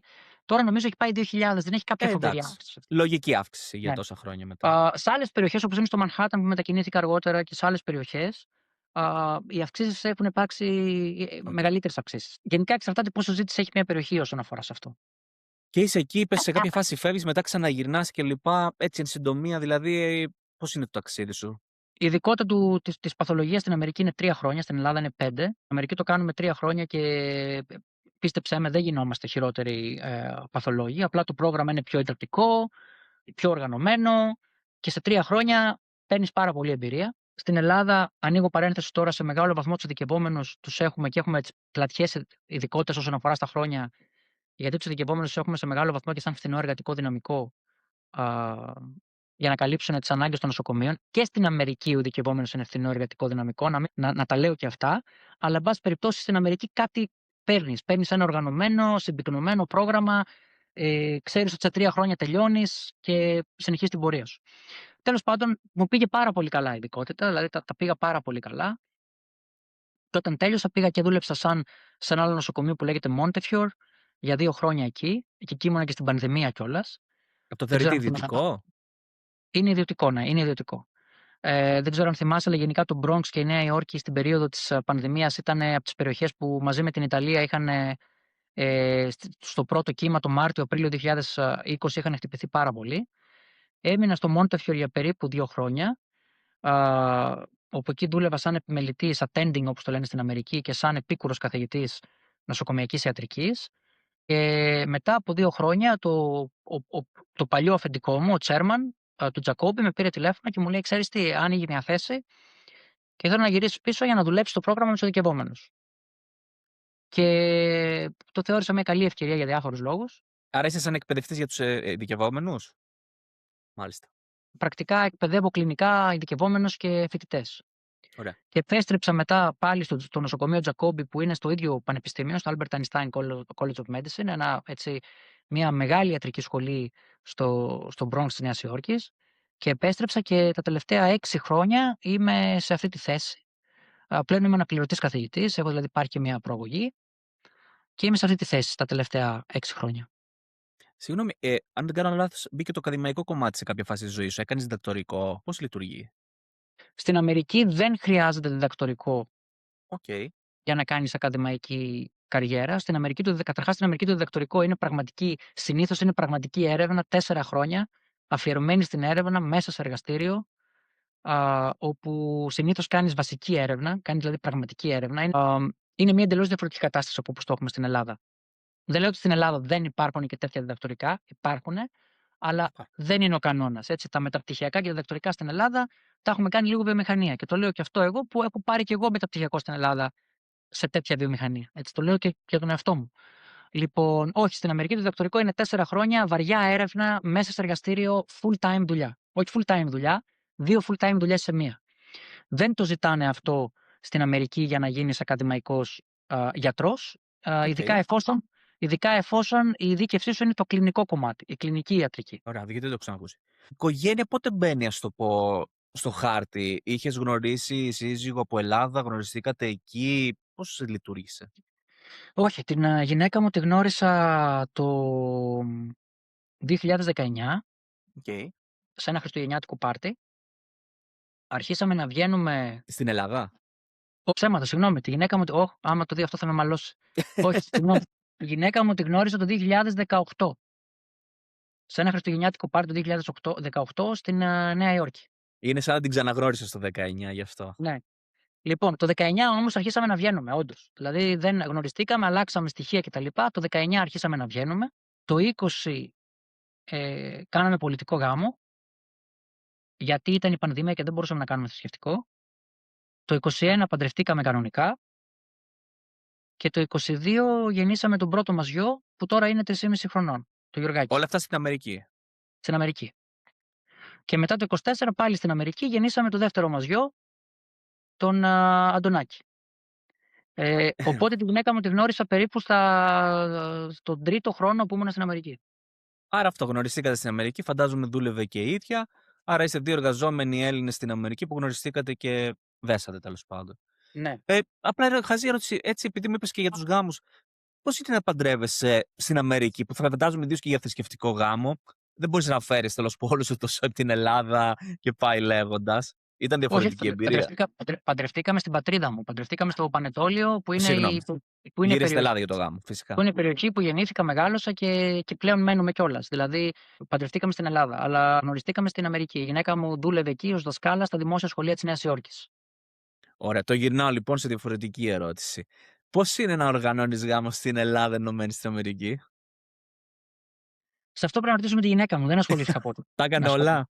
Ναι, δεν ασχολήθηκα πολύ, να σου πω την αλήθεια. Η γυναίκα μου τα ανέλαβε όλα. Της αρέσουν κιόλας οι γάμοι πάρα πολύ. Δηλαδή, θυμάμαι τη γυναίκα μου έτσι φανατικά να παρακολουθεί. Μπορεί να έχει παρακολουθήσει στο YouTube ό,τι γάμος υπάρχει στο YouTube.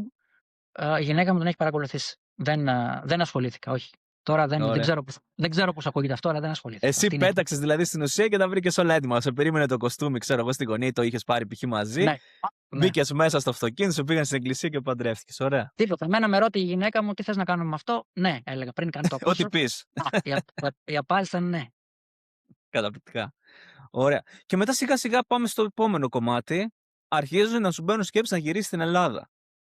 Πότε και γιατί? Όταν έφυγα στην Αμερική με μόνιμη δουλειά το 2015, στο λέω συνέχεια έτσι γιατί από το 2013 άρχισα να πηγαίνω να έρχομαι, αλλά το 2015 όταν ήρθα με μόνιμη δουλειά, αν με ρώταγε τότε θα σου έλεγα ότι εγώ δεν θα γυρίσω στην Ελλάδα. Πάντα τα αισθήματά μου για την Ελλάδα ήταν θετικά. Ποτέ δεν είπα, ποτέ δεν ένιωσα μέσα μου κάτι κακό για την Ελλάδα. Αρνητικά κατά καιρού μπορεί να έχω σκεφτεί για κάποιε καταστάσει τη Ελλάδα, αλλά κακό μέσα μου για την Ελλάδα δεν έχω νιώσει ποτέ. Αλλά αν με ρωτήσει τότε θα σου έλεγα ότι δεν θα γυρνήσω, θα ζήσω το υπόλοιπο τη ζωή μου στην Αμερική και ότι εγώ θα πηγαίνω τακτικά στην Ελλάδα για να βλέπω ας πούμε, τον πατέρα μου που τότε ζούσε και τι αδερφέ μου και του φίλου μου και να βλέπω την πατρίδα μου. Και όντω, α πούμε, το έκανα πολύ τακτικά. Δηλαδή, πάντα πήγαινα ερχόμουν στην Ελλάδα 3 φορές το χρόνο, μπορεί και παραπάνω. Αυτό άρχισε να αλλάζει χοντρικά. Πάλι τώρα προσπαθώ να σκεφτώ, σχηματικά στα λέω, γύρω στο 18 με 19. Δεν ξέρω αν Okay. έχει σχέση ότι γνώρισα τη γυναίκα μου, ή δεν ξέρω αν γνώρισα τη γυναίκα μου επειδή υποσυνείδητα είχα ήδη σκεφτεί ότι θέλω να γυρίσω στην Ελλάδα. Δεν ξέρω. Αλλά χοντρικά στον τρίτο με τέταρτο χρόνο παρουσίαζομαι στην Αμερική ήταν που άρχισαν αυτό να αλλάζει. Και η αλλαγή φυσικά δεν ήταν απότομη. Δηλαδή, ενώ πριν ήταν μένω για πάντα στην Αμερική και επισκέπτομαι Ελλάδα διακοπές ή πάω Ελλάδα να ζήσω Ελλάδα, μετά αυτό έγινε έτσι και κάποια στιγμή άρχισε να περνάει. Μπορώ να σου πω ότι κάποια στιγμή γύρω στο 2021 αποφασίσαμε τότε με τη γυναίκα μου και είπαμε ότι ξέρεις τι, δεν έχουμε παιδιά ακόμα, αλλά θα κάνουμε παιδιά πρώτο Θεός και πριν το μεγάλο μας παιδί, δεν ξέραμε τότε, το μεγάλο μας παιδί πάει στο δημοτικό, θα γυρίσουμε στην Ελλάδα. Δηλαδή το είχαμε βάλει λίγο σαν έτσι ένα αυθαίρετο όριο, γιατί νιώσαμε την ανάγκη ότι θέλουμε να βάλουμε ένα όριο. Μας έτρωγε, ενώ περνούσαμε πολύ ωραία στην Αμερική, μας έτρωγε το ερώτημα εάν κάποια στιγμή θα γυρίσουμε στην Ελλάδα ή όχι. Και αυτό είναι ένα ερώτημα το οποίο γενικά τρώει τους πάρα πολλούς, όχι όλους, αλλά πάρα πολλούς ξένους. Οπότε κάποια στιγμή είπαμε με τη γυναίκα μου, ξέρεις τι, μην τα αφήνουμε τώρα να μας ταλαιπωρεί. Εσύ έχεις γονείς μεγάλης ηλικίας, εγώ έχω τον πατέρα μου, μέχρι το παιδί να πάει 6 χρονών, θα γυρίσουμε στην Ελλάδα. Και οπότε μετά αυτό αφήσαμε το χρόνο να περάσει. Συνεχίσαμε να δουλεύουμε αυτό το πλάνο. Ήρθαν και τα παιδιά. Και το πλάνο αυτό το επιταχύναμε όταν γεννήθηκε ο μικρός μας γιος το 2024, που εκεί πλέον είχαμε 2 παιδιά να διαχειριστούμε. Διαπιστώσαμε ότι δεν είναι εύκολο, όχι ότι δεν το ξέραμε, αλλά άλλο να το νιώθεις και άλλο να το ζεις. Και εσύ έχεις 2, οπότε ξέρεις τι εννοώ. Διαπιστώσαμε ότι το ένα παιδί είναι διαχειρίσιμο, τα 2 παιδιά, ευλογία από το Θεό και περισσότερα μακάρι να κάνουμε, αλλά χρειάζεται βοήθεια. Δηλαδή αυτό την ατάκα που λένε ότι χρειάζεται ένα χωριό για να μεγαλώσει ένα παιδί, που λένε ξέρω εγώ οι Αμερικάνοι και δεν ξέρω εγώ ποιος άλλος, είναι σοφή ατάκα, δηλαδή θες βοήθεια για να μεγαλώσει το παιδί. Και αυτό μας έκανε λίγο να το επιταχύνουμε, δηλαδή μετά το δεύτερο μας γιο, το 24 είπαμε ρε εσύ, μήπως να πάμε Ελλάδα που είναι ξέρω εγώ τα δίδυμα τα ξαδερφάκια τους, που είναι το βαφτιστήρι μου που έχουν ίδια ηλικία, που είναι οι αδερφές μου, που έχουμε τις θείες μας, το θείο μας. Μήπως είναι καλύτερα να πάμε στην Ελλάδα για να μεγαλώσουν τα παιδιά σε ένα περιβάλλον όπου έχουν την οικογένεια γύρω. Και αυτό ήταν που μας έκανε να το επιταχύνουμε και όντως επιστρέψαμε στην Ελλάδα σαν οικογένεια το 2025 στα μισά. Και εγώ πλέον εγώ πήγαινα ερχόμουν για ένα διάστημα και ακόμα πήγαινα έρχομαι στην Αμερική. Απλά πλέον από το Γενάρη του 26, δηλαδή από τον προηγούμενο μήνα, έχω γίνει part-time.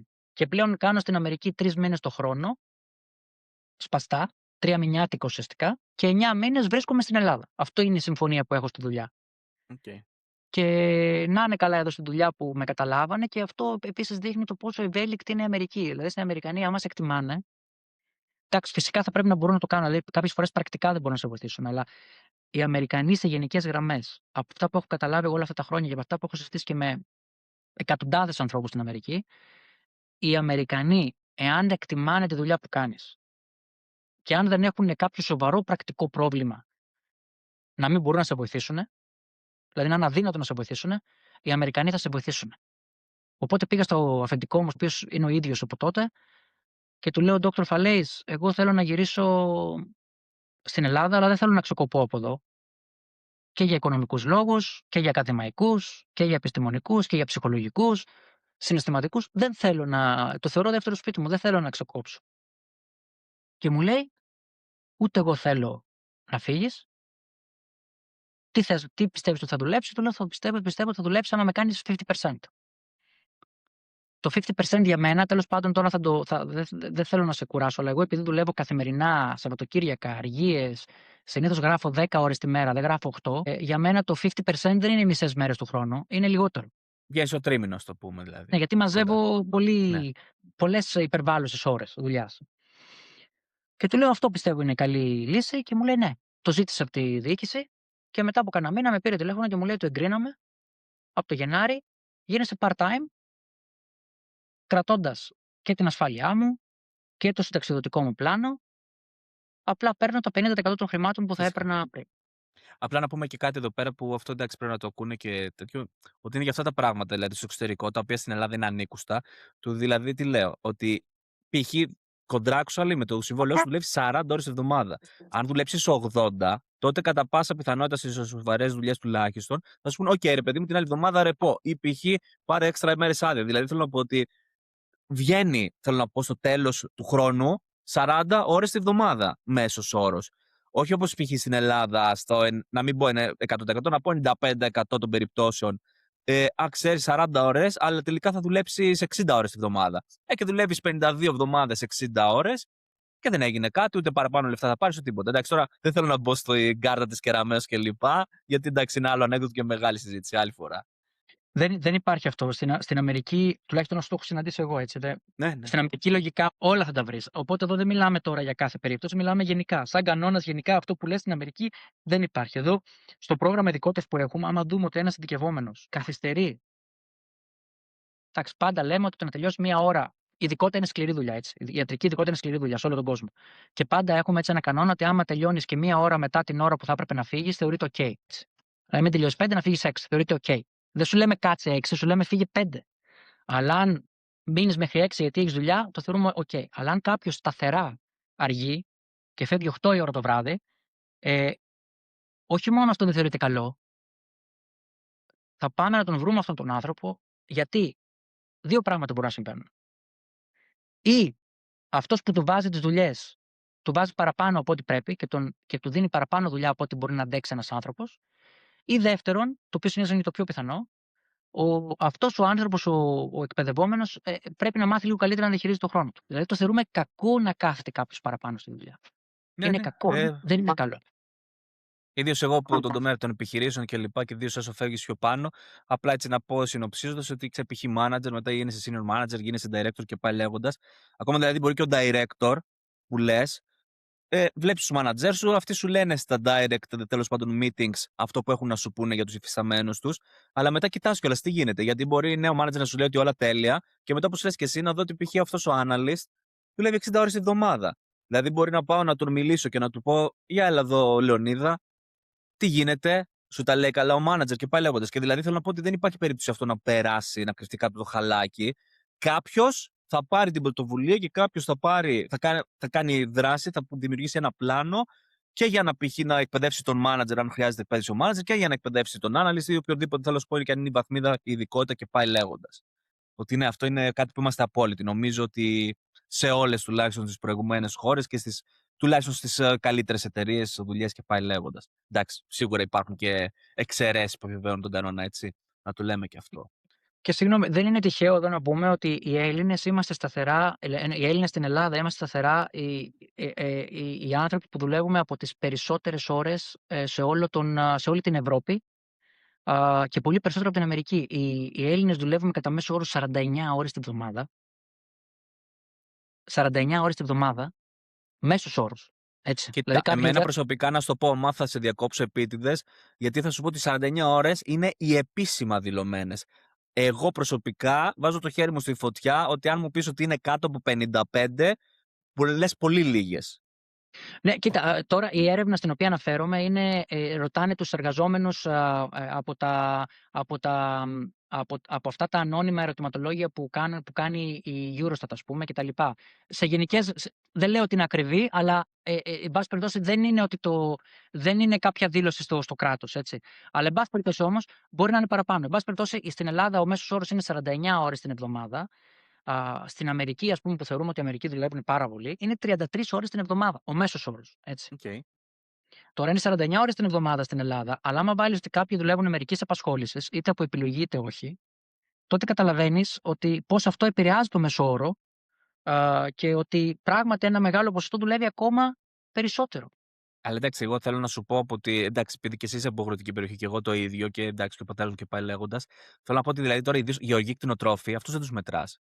Δηλαδή αυτό, εγώ θυμάμαι δηλαδή, εντάξει, να μιλήσω και εξωτερικά, ο πατέρα μου έφυγε 6 ώρα το πρωί και γυρνούσε 11 ώρα το βράδυ. Δεν σου λέω ότι δούλευε όλε τι ώρε, αλλά π.χ. 2-3 ώρε το μεσημέρι ναι, μπορεί και να ξεκουραζόταν και πάει λέγοντα και π.χ. και 2-3 ώρε να πίνει καφέδε και δεν ξέρω και εγώ τι. Αλλά μιλάμε τώρα ότι εντάξει, πραγματικά πιστεύω ότι υπάρχουν ιδίω τομεί που δουλεύουν 12 ώρα minimum, οι οποίοι δεν φαίνονται πουθενά και δεν θα του βρει που λέω λόγο και ποτέ να συμπληρώσουν ερωτηματολόγιο. Αλλά εντάξει, Και, μιλάω από ίδια εμπειρία, κατάλαβε. και τώρα πάμε σε ένα άλλο, και τώρα ξέρεις, μου δίνεις πάσα για ένα άλλο θέμα, γιατί είναι και των ημερών αυτό με τους κτηνοτρόφους. Και θέλω να σου πω ότι αν κάποιος δεν έχει την εμπειρία τη δικιά μας από τις αγροτικές περιοχές και δεν έχει ενσυναίσθηση, γιατί μπορεί να μην έχει την εμπειρία, αλλά να έχει ενσυναίσθηση να καταλαβαίνεις, έτσι. Αλλά αν κάποιος δεν έχει τη δικιά μας την εμπειρία και ταυτόχρονα δεν έχει και ενσυναίσθηση, δεν μπορεί να καταλάβει ότι ο κτηνοτρόφος περνάει από το αγροτικό του κάτω από το σπίτι μου πριν ξυπνήσω και επιστρέφει αφού πέσει πρώτο το σκοτάδι, πάλι με το αγροτικό του προς τα πάνω. Και όπως είπες και εσύ, δεν λέμε ότι δουλεύει όλη την ώρα και θα ξεκουραστεί λίγο το μεσημέρι και μπορεί και εκεί μπορεί να κάθεται και μπορεί να πιει και ένα τσίπουρο. Δεν λέει κανένα ότι δουλεύει όλη την ώρα, αλλά μιλάμε τώρα για από το πρωί μέχρι το βράδυ. Εντάξει, είναι πάρα πολλέ περιπτώσει. Άμα μπούμε στο αγροτικό, νομίζω ότι δεν μπορούμε να μιλάμε για ώρες. Εγώ απλά αυτό που θέλω να πω εν ολίγης είναι ότι εντάξει, υπάρχουν πάρα πολλοί παράμετροι, τις οποίες όπως λες και εσύ, ιδίως ένας, λέγω τώρα, μεγάλος γεννήθηκε στην Εκάλη, στην Αθήνα και δεν έχει πάει χωριό ούτε να περάσει βόλτα, όχι να κάνει κάτι και να μείνει μέρες εκεί. Δεν μπορεί π.χ. να διανοηθεί το πιο απλό ότι ξέρεις, όταν έχεις ιδίως ζώα, τα ζώα πρέπει να φάνε 365 μέρες το χρόνο. Δεν υπάρχει άδεια. Δεν υπάρχει δεν πάω. Δεν υπάρχει Δεν θα θέλει. πάω θάλασσα μια εβδομάδα και θα κάτσω. Και ακόμα δηλαδή και αν έχει και καλή οικονομική δυνατότητα, εντάξει, παλιότερα μπορούσε να βρει, λέγω τώρα, κατάλαβε του Αλβανού και δεν ξέρω κι εγώ ποιον άλλο, τον οποιοδήποτε τζομπάνο θέλω να πω έτσι, και να τον βάλει, να τον έχει π.χ. εκεί πέρα, να τον συντηρεί. Ιδίω τώρα που έχουν σκληρύνει και τα πράγματα, καλά, και δεν μπορεί να του πληρώσει, αλλά ακόμα και να του μπορεί να του πληρώσει, δεν βρίσκει τζομπάνο για να τον έχει εκεί. Και δηλαδή αυτό, όταν θα χρειαστεί να λείψει μία εβδομάδα, δεν υπάρχει δεύτερο για να τον αφήσει στο πόδι σου. Αν δεν Ναι, πα ναι. εσύ, δεν θα φάνε τα ζώα και θα πεθάνουν τα ζώα. Γι' αυτό δηλαδή και βλέπουμε και πολλέ περιπτώσει που κανένα δεν μιλάει για αυτά. Για παράδειγμα, λέγω τώρα, εγώ ξέρω δηλαδή και περιπτώσει που οι άνθρωποι είχαν καρκίνο. Ήταν να πάνε για χημειοθεραπείες. Και δεν μπορούσαν, το αμελούσαν, έλεγαν, ξέρει, δεν θα πάω σήμερα, θα πάω από εβδομάδα. Ή είχαν ένα εξόγκωμα εδώ και έλεγαν, δεν θα πάω να το κοιτάξω, θα πάω να το κοιτάξω τον άλλο μήνα. Που προφανώς εσύ που είσαι και του ειδικότητα όλο, μπορεί να καταλάβει ότι η μία εβδομάδα, η μία μέρα, μην πω, μπορεί να παίξει τεράστια διαφορά στο αν ένα άνθρωπο θα ζήσει ή θα πεθάνει. Και αυτά τα Έτσι. πράγματα δηλαδή δεν τα αναφέρει κανένα, τα θεωρούν εντάξει, δεν έγινε και τίποτα. Και στο τέλο τη ημέρα, εντάξει, πάλι θα το συνδέσω και με ένα άλλο θέμα τη επικαιρότητα που ακούμε, εντάξει, συγγνώμη, μπαρούφε τέλο πάντων από τον κάθε άσχετο, εργατικά ατυχήματα. Ο αγρότη και ο κτηνοτρόφο δεν μετράει σε εργατικά ατυχήματα. Γιατί λέει έπεσε από το τρακτέρ. Γιατί δεν ήταν στη δουλειά του. Έπεσε από τη σκάλα. Και τι δεν ήταν στη δουλειά του. Δεν μετράνε εργατικά ατυχήματα οι αγρότε και οι κτηνοτρόφοι. Που δηλαδή, Ναι. εντάξει, ιδίω εγώ με τα μάτια μου έχω δει σοκαριστικά πράγματα και μπροστά μου. Ή π.χ. να έρχεται ο άλλο, ξέρει, να έχει ανοιγμένο όλο το κεφάλι αίματα και να του λένε τι έπαθε, Μπαρμπαγιώργο, ξέρω εγώ. Ξέρει, έπεσε από τη σκάλα, ξέρω εγώ, και χτύπησε μια λαμαρίνα. Και το θεωρούν καθημερινότητα. Και εγώ έχω Συγγνώμη. δει, και εγώ έχω δει πάρα πολλά και δεν το ήξερα αυτό που λες, για να είμαι ειλικρινής. Και τα εργατικά Τώρα, ατυχήματα. ναι, ναι, ότι δεν πιάνονται, το ότι δεν μετράνε. Τώρα για να προχωρήσουμε, μόνο να πω αυτό το εξής, ότι αυτοί οι οποίοι δεν ξέρουν είναι ότι δεν καταλαβαίνουν, ότι δεν θέλουν να καταλάβουν. Αλλά τέλος πάντων αυτό είναι, δηλαδή πρέπει να είσαι χαζός εντελώς για να μην καταλαβαίνεις. Αλλά τέλος πάντων αυτό είναι μια άλλη συζήτηση. Μεγάλη συζήτηση, ναι. Οπότε ναι, αυτός ήταν ο λόγος, ας πούμε, που πήραμε την απόφασή μας να επιστρέψουμε στην Ελλάδα. Όχι αυτός ήταν ο λόγος, συγγνώμη, αυτός ήταν ο καταλύτης.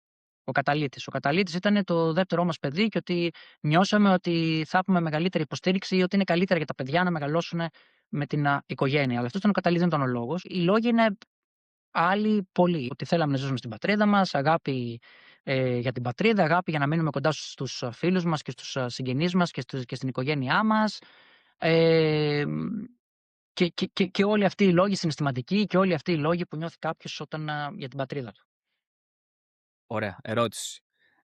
Πολύ τουλάχιστον κι εγώ συμπεριλαμβανομένου, εγώ το σκέφτομαι διαφορετικά. Δηλαδή, λέω ότι που λέω λόγος δεν θα γυρίσω στην Ελλάδα, γιατί θέλω να δώσω, ας το πούμε, τις ευκαιρίες στα παιδιά μου να είναι σε ένα πιο ανεπτυγμένο, ας το πούμε, σε ένα πιο προηγμένο σύστημα εκπαίδευσης, ευκαιρίες και πάει λέγοντας.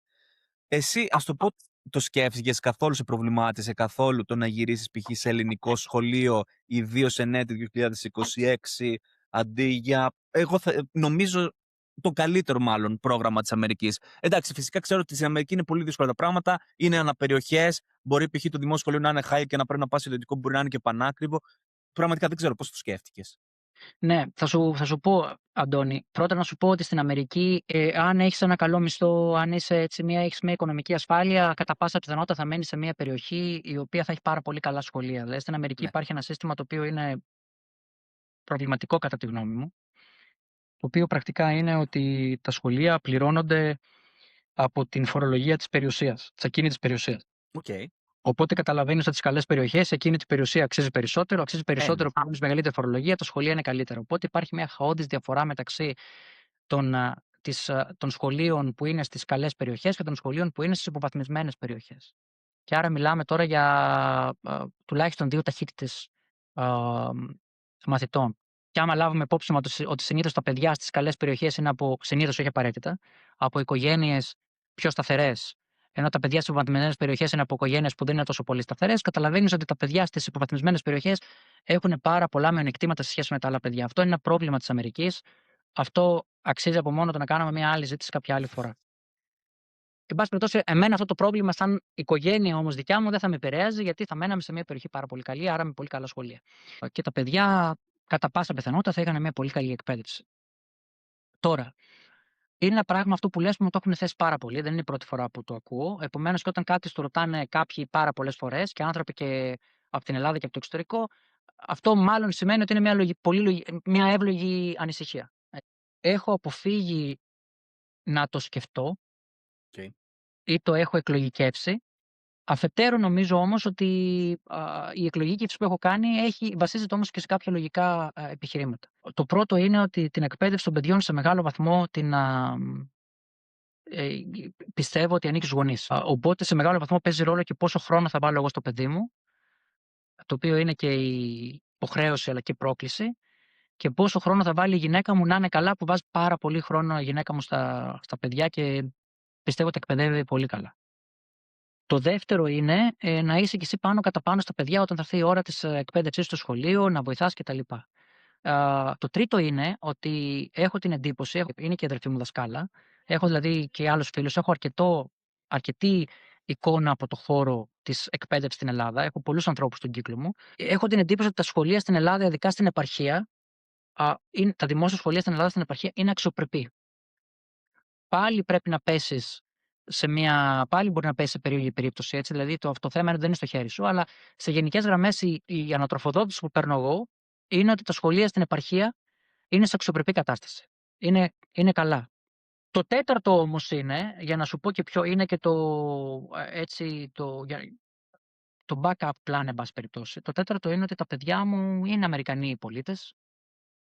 Η γυναίκα μου είναι Αμερικανίδα πολίτης επίσης. Δηλαδή η σχέση μας με την Αμερική δεν διακόπτεται Ναι, φυσικά. και δεν θα διακοπεί ποτέ. Τα παιδιά, εφόσον το επιθυμούν να ακολουθήσουν πορεία και εφόσον μπορούν, ανάλογα ποια είναι τα ταλέντα τους, ακόμα δεν ξέρουν ποια είναι τα ταλέντα τους. Έτσι. Δηλαδή, μπορεί το ταλέντο τους να είναι να γίνει καλλιτέχνης, μπορεί να είναι να γίνει αθλητής, μπορεί να είναι να γίνει υδραυλικός. Δεν ξέρω ποια θα είναι τα ταλέντα τους. Αλλά εάν τα ταλέντα τους είναι τέτοια και οι επιθυμίες τους είναι τέτοιες, τα παιδιά θα προσπαθήσουμε να τους δώσουμε την επιλογή της Αμερικής. Οπότε θέλω να σου πω ότι τα έχει φέρει έτσι η ζωή, να είμαστε καλά πρώτο Θεός και να έχουμε υγεία, τα έχει φέρει έτσι η ζωή, ώστε να έχουμε κάποιες επιλογές που πολλοί άλλοι άνθρωποι δεν έχουν. Και αυτό μου δίνει την δυνατότητα να είμαι πιο ευέλικτος στις αποφάσεις μου. Ωραία. Απλά αυτό που ήθελα να τονίσω, γιατί το ανέφερε λίγο, για μένα, δηλαδή, στο δικό μου το μυαλό, όταν λέω κιόλα για ευκαιρίες, δεν αναφέρομαι μόνο στο σχολείο, αναφέρομαι και στα υπόλοιπα. Δηλαδή, τι θέλω να πω, ότι για παράδειγμα, στην Αγγλία, φαντάζομαι και στην Αμερική, ίσως να έχουν κάποια τέτοια, π.χ. προσπαθούν να δίνουν στα παιδιά ερεθίσματα και για παράδειγμα κάθε τρίμηνο κάνουν διαφορετικά after school club, όπως τα λένε, δηλαδή στο σχολείο που κάθονται μία ώρα παραπάνω. Και π.χ. ένα τρίμηνο έχει, λέγω τώρα, π.χ. τι να πω, να ρίχνεις, ξέρω εγώ, τοξοβολία. Την άλλη εβδομάδα έχει να παίζεις μπάντμιντον. Την άλλη εβδομάδα έχει καλλιτεχνικά, να ζωγραφίζεις. Την άλλη φορά να...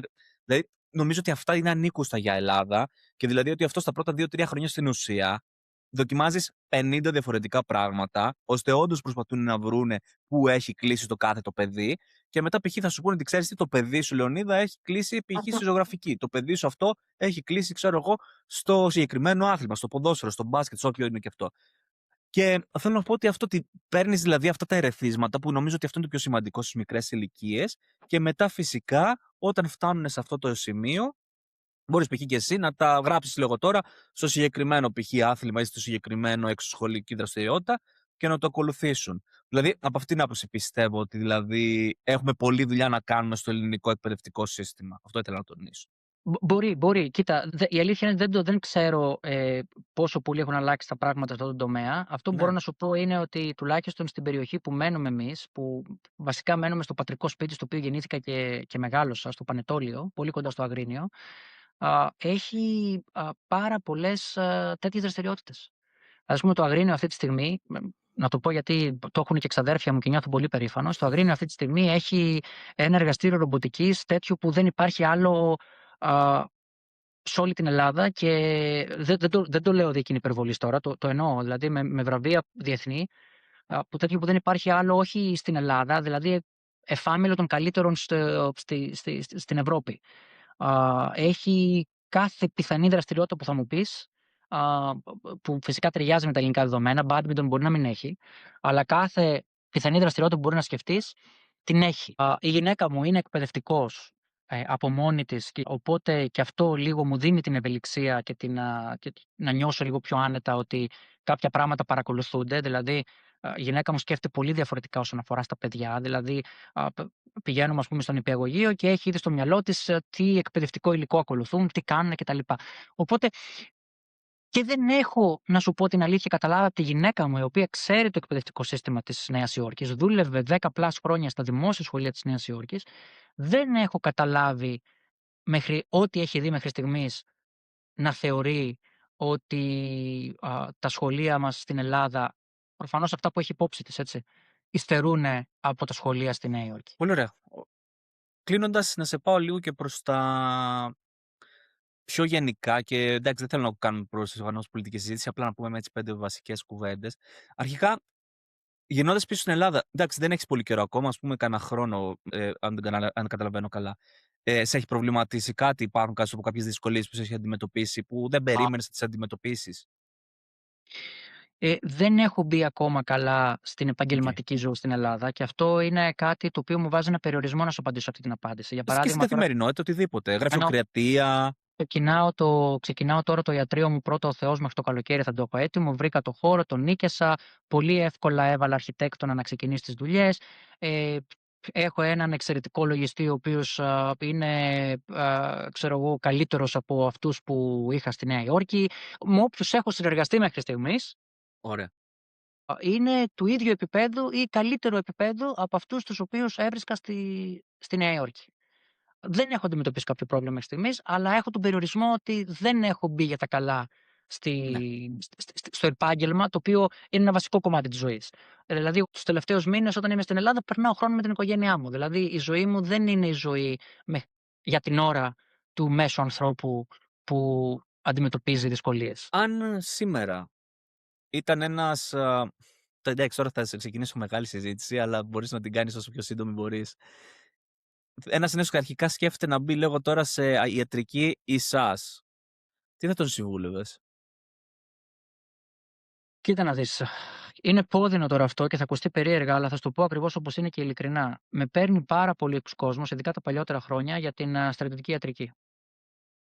Τους λέω όλα τα προβλήματα τα οποία υπάρχουνε, όπως είπα πριν, ζητήματα ανοργανωσιάς, ζητήματα αναξιοκρατίας κτλ. Τα οποία είναι λυπηρά, είναι στενάχωρα, με στεναχωρεί που το λέω, γιατί σου είπα τον αγαπάω πολύ το στρατό, αλλά από είμαι υποχρεωμένος να τους πω τα πράγματα όπως τα βλέπω εγώ και πάντα προσπαθώ να είμαι αντικειμενικός, τους λέω τα θετικά και τα αρνητικά. Τους λέω: «Παιδιά, άμα θέλετε στη ζωή σας μια σταθερή δουλειά, να μπαίνει πάντα ο μισθός, αλλά να εξαρτιέστε από το τι ειδικότητα θα κάνετε, ποια μετάθεση θα πάρετε, να ζείτε μια ζωή μέσα στο βίσμα κτλ. Δηλαδή, εξαρτάται ο καθένας πού δίνει βαρύτητα. Δίνει βαρύτητα στη σιγουριά, αλλά και η ιατρική σου προσφέρει σιγουριά. Δηλαδή, δεν υπάρχει κάποιος γιατρός ο οποίος, ας πούμε, να μην έχει δουλειά. Εν πάση περιπτώσει, σε γενικές γραμμές, όσους με παίρνουνε, τους λέω, αν θέλουν την ειλικρινή μου γνώμη να την ακούσουνε και όχι απαραίτητα αυτό που θέλουν να ακούσουνε. Αν θέλουν να ακούσουν την ειλικρινή μου γνώμη, τους λέω να προσέξουν πάρα πολύ την επιλογή τους. Έτσι, να σου το πω λίγο όσο πιο απλά μπορώ. Δεν τους ενθαρρύνω να πάνε στη στρατιωτική ιατρική. Όσον αφορά την ιατρική, είναι μια εντελώς διαφορετική κατάσταση. Η ιατρική είναι ένα ιδιαίτερο επάγγελμα και εάν κάποιος θέλει να γίνει γιατρός, προσπαθώ λίγο να καταλάβω για ποιο λόγο θέλουν να γίνουν γιατροί. Γενικά, όποιος θέλει να γίνει γιατρός τον ενθαρρύνω, γιατί είναι ένα επάγγελμα το οποίο έτσι προσφέρει πάρα πολλά. Προσφέρει ικανοποίηση και συναισθηματική και ψυχική ικανοποίηση και οι οικονομικές απολαβές σε γενικές γραμμές των γιατρών είναι καλές. Φυσικά εξαρτάται από τι ειδικότητα θα κάνεις και πού θα την ασκήσεις. Αλλά είναι ένα επάγγελμα το οποίο σου προσφέρει και επαγγελματική σταθερότητα, αλλά σου προσφέρει και άλλου είδους ικανοποίηση αν το ασκήσεις με τον σωστό τρόπο. Επομένως, εάν κάποιο παιδί θέλει να πάει στην ιατρική και ζητήσει τη συμβουλή μου, αφού καταλάβω για ποιο λόγο θέλει να πάει στην ιατρική, κατά πάσα πιθανότητα θα τους ενθαρρύνω να το κάνουν. Όμως, από την εμπειρία σου, ποια θεωρείς ότι θα ήταν τα μεγαλύτερα προβλήματα? Κάτι που, ας το πούμε, αν ήσουν λίγο τώρα υπουργός εθνικής άμυνας, π.χ. αύριο, θα μπορούσες να κάνεις 2, 3, 5 αλλαγές ή τουλάχιστον ποιες ήταν οι 2, 3, 5 προτεραιότητες που ήταν εφικτές να αλλάξουν λίγο τώρα, όχι τώρα σε βάθος κατάληψης 30 κονταετίας, κάτι που θα μπορούσαμε να αλλάξουμε τους επόμενους 6 μήνες και να θεωρήσω ότι θα γινόταν πιο εύκολη, καλύτερη η ζωή των φοιτητών, κυρίως της ΣΑΣ, κυρίως της ιατρικής. Όσον αφορά το χώρο των ενόπλων δυνάμεων, κοίτα, το πρώτο είναι το μισθολογικό. Δεν είναι το μόνο πρόβλημα, αλλά το πρώτο είναι το μισθολογικό. Εννοείται. Γίνονται κάποιες προσπάθειες για να είμαστε ειλικρινείς. Δεν είμαι σίγουρος αν αυτές οι προσπάθειες της μισθολογικής αναβάθμισης του προσωπικού των ενόπλων δυνάμεων είναι αρκετές, ειδικά στη σημερινή εποχή, όπου αν νοικιάζεις σπίτι θες κάπως το 40% του εισοδήματός σου μόνο και μόνο για το ενοίκιο. Το κόστος της έχει αυξηθεί δραμαστικά. Οπότε δεν είμαι σίγουρος αν οι προσπάθειες οι οποίες γίνονται από την πολιτεία είναι αρκετές, αλλά το πρώτο το πράγμα το οποίο θα πρέπει να γίνει είναι το μισθολογικό. Το δεύτερο είναι θα πρέπει να δοθούν και κάποια έτσι, προνόμια, να το πω έτσι, ή κάποιο είδους πλεονεκτήματα όσον αφορά στην εκπαίδευση, τα οποία υπήρχαν παλιά και δεν υπάρχουν σήμερα. Για παράδειγμα, παλιότερα οι στρατιωτικοί γιατροί τη δεκαετία του 90, τη δεκαετία του 2000 είχαν λαμβάνουν πολύ πιο εύκολα μετεκπαιδεύσεις στο εξωτερικό. Okay.